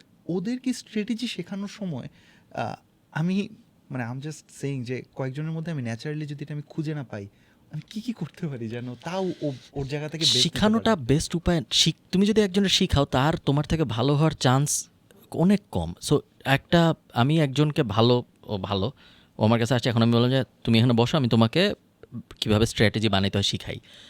এরপরে ও নিকটবর্তী ভবিষ্যতে আমার থেকে ভালো স্ট্র্যাটেজি, এরকম চান্স আসলে বেশ কম। সো এই জিনিসটা যে কিভাবে শেখানো যায় যাতে করে ও এই জিনিসের ভালো সলিউশন আসলে আমার কাছে নাই। একমাত্র সলিউশন প্রবাবলি আমার সব আউটপুট এআইকে ফিড করে, এআইকে বলা আমার মতো করে স্ট্র্যাটেজি বানানোর চেষ্টা। তুমি জানো এটা মানে হয় না, ওইভাবে হয় না। সো তুমি এক্ষেত্রে কি করতেছো, লাইক তোমার এই যে strategy scale up company scale up করা এটা একটা ব্যারিয়ার না? সার্ভিস কোম্পানি বড় হয় না এই কারণে, সার্ভিস মানে কোম্পানি I কখনোই cannot- বিলিয়নিয়ার কোম্পানি হয় নাই। দেখো কি হয়, আমি আজকে মনে করো একটা কোম্পানির জন্য স্ট্র্যাটেজি ডেভেলপ করলাম, আমার কিন্তু সময় লাগে ভাই। ভাবে কি ও 1 ঘন্টায় আউটপুট দিচ্ছে না, আমি গত সপ্তাহ ধরে না ঘুমায়া দিনরাত খালি আকাশের দিকে তাকায় ভাবছি, আল্লাহর কাছে চাইতে ক্লিক করছে, দেন 1 ঘন্টায় আমি করছি, দ্যাটস এ ডিফারেন্ট থিং। এই যে আমি যে ভাবলাম, এইটার ট্রান্সফার যদি আমি আরো এরকম 5-6 জনের মধ্যে না করতে পারি, আমি ভিডিও এডিটর নিয়ে ফাটাই ফেলতেছি, এটা করে স্কেল করতে পারি না আসলে। এই জায়গার কি সলিউশন নাই আসলে? না আমরা সার্ভিস কি বিজনেস আসলে স্কেল মানে হয় না। আমরা আসলে এই জন্যই মানে এত পেসিমিস্টিক কথা বলবো যে অডিয়েন্স বলবে যে থ্যাংক ইউ ভেরি মাচ। আর একমাত্র সেই সব সার্ভিস বিজনেস স্কেল হয় যেগুলায় এক্স্যাক্ট প্রসেস বসানো যায়, যে যদি এ হয় তাহলে তুমি এটা বলবা, যদি বি হয় তাহলে তুমি এটা করবা। যে কারণে তুমি দেখবা ইনফোসিস, তারপরে এরকম বিপিও এজেন্সি, তুমি ভিডিও এডিটিং এজেন্সিগুলো দেখো, নীল ভাই, রাফায়েত ভাইদের, ওরা কিন্তু কি করতেছে, একই কাজকে ওরা শিখিয়ে দেওয়ার পর ওটা বারবার করে।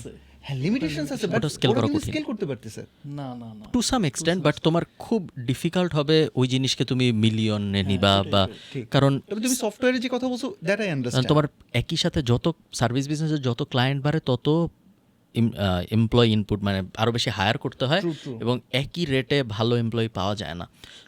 এবং তারপরে ওর উপর ম্যানেজার বসাইতে হয়, ভালো ম্যানেজার পাওয়া যায় না। তো যখনই স্কেল হয়, তুমি বড় বড় এজেন্সির দিকে তাকাও, ধরো ভেইনার মিডিয়া, 200 মিলিয়ন এর আশপাশে যায় আর উঠে না। এবং ধরো উনাদের থেকে বড় এবং পরিচিত খুব কমই আছে, দেখবে তুমি খুব খুব কমই আছে যারা বিলিয়নে গেছে। আমার কাছে মনে হয় যে মানে এই কারণে সামটাইমস ব্র্যান্ডমার্ক যখন করতে থাকি, বুঝছো, আমি একটু কারেন্সি ওয়াইজ যখন চিন্তা করি যে আমার ভিশন স্টেটমেন্টটা যদি আমার কাছে ক্লিয়ার না থাকতো, আদারওয়াইজ আমি বারবারই বলতাম চাকরি করলে ভালো ছিল। এই ক্ষেত্রে মানে তার মানে প্রোডাক্ট বেস বিগ শটের ভবিষ্যৎ আছে হ্যাঁ, প্রোডাক্ট বেস কিন্তু Product scale তুলনামূলক করা অনেক যায়। ভালো হয়। এনিওয়ে হয়তোবা এই কারণে আমি যখন ইনভেস্ট করি আমি শুধু প্রোডাক্ট বিজনেসে ইনভেস্ট তুমি করি। ডিজিটাল প্রোডাক্টেও তো মানে প্রোডাক্ট হ্যাঁ, প্রোডাক্ট স্কেল করা যায়। সো আমার সব ইনভেস্টমেন্ট প্রোডাক্টে, কোনো সার্ভিসে ইনভেস্ট করিনি আমি কখনো। সো প্যাসিভ জার্নালের যে মানে এডুকেশন, সো সেটাই, ওইটাকে তুমি কিভাবে দেখতেছো? মানে কেমন জানি মনে হলো যে বলবো নাকি বলবো অ্যাঙ্গেল চলে আসলো।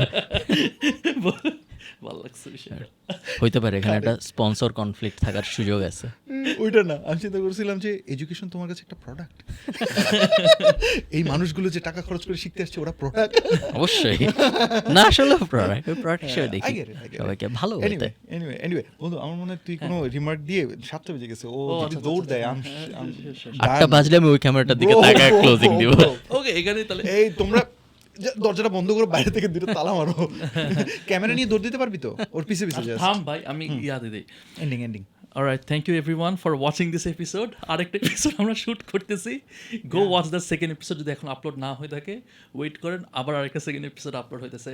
But thank you for watching, thank you Farhan. জোস আরেকটা এপিসোড হয়ে যাচ্ছে ইনশাআল্লাহ। ধন্যবাদ সবাইকে, টাটা।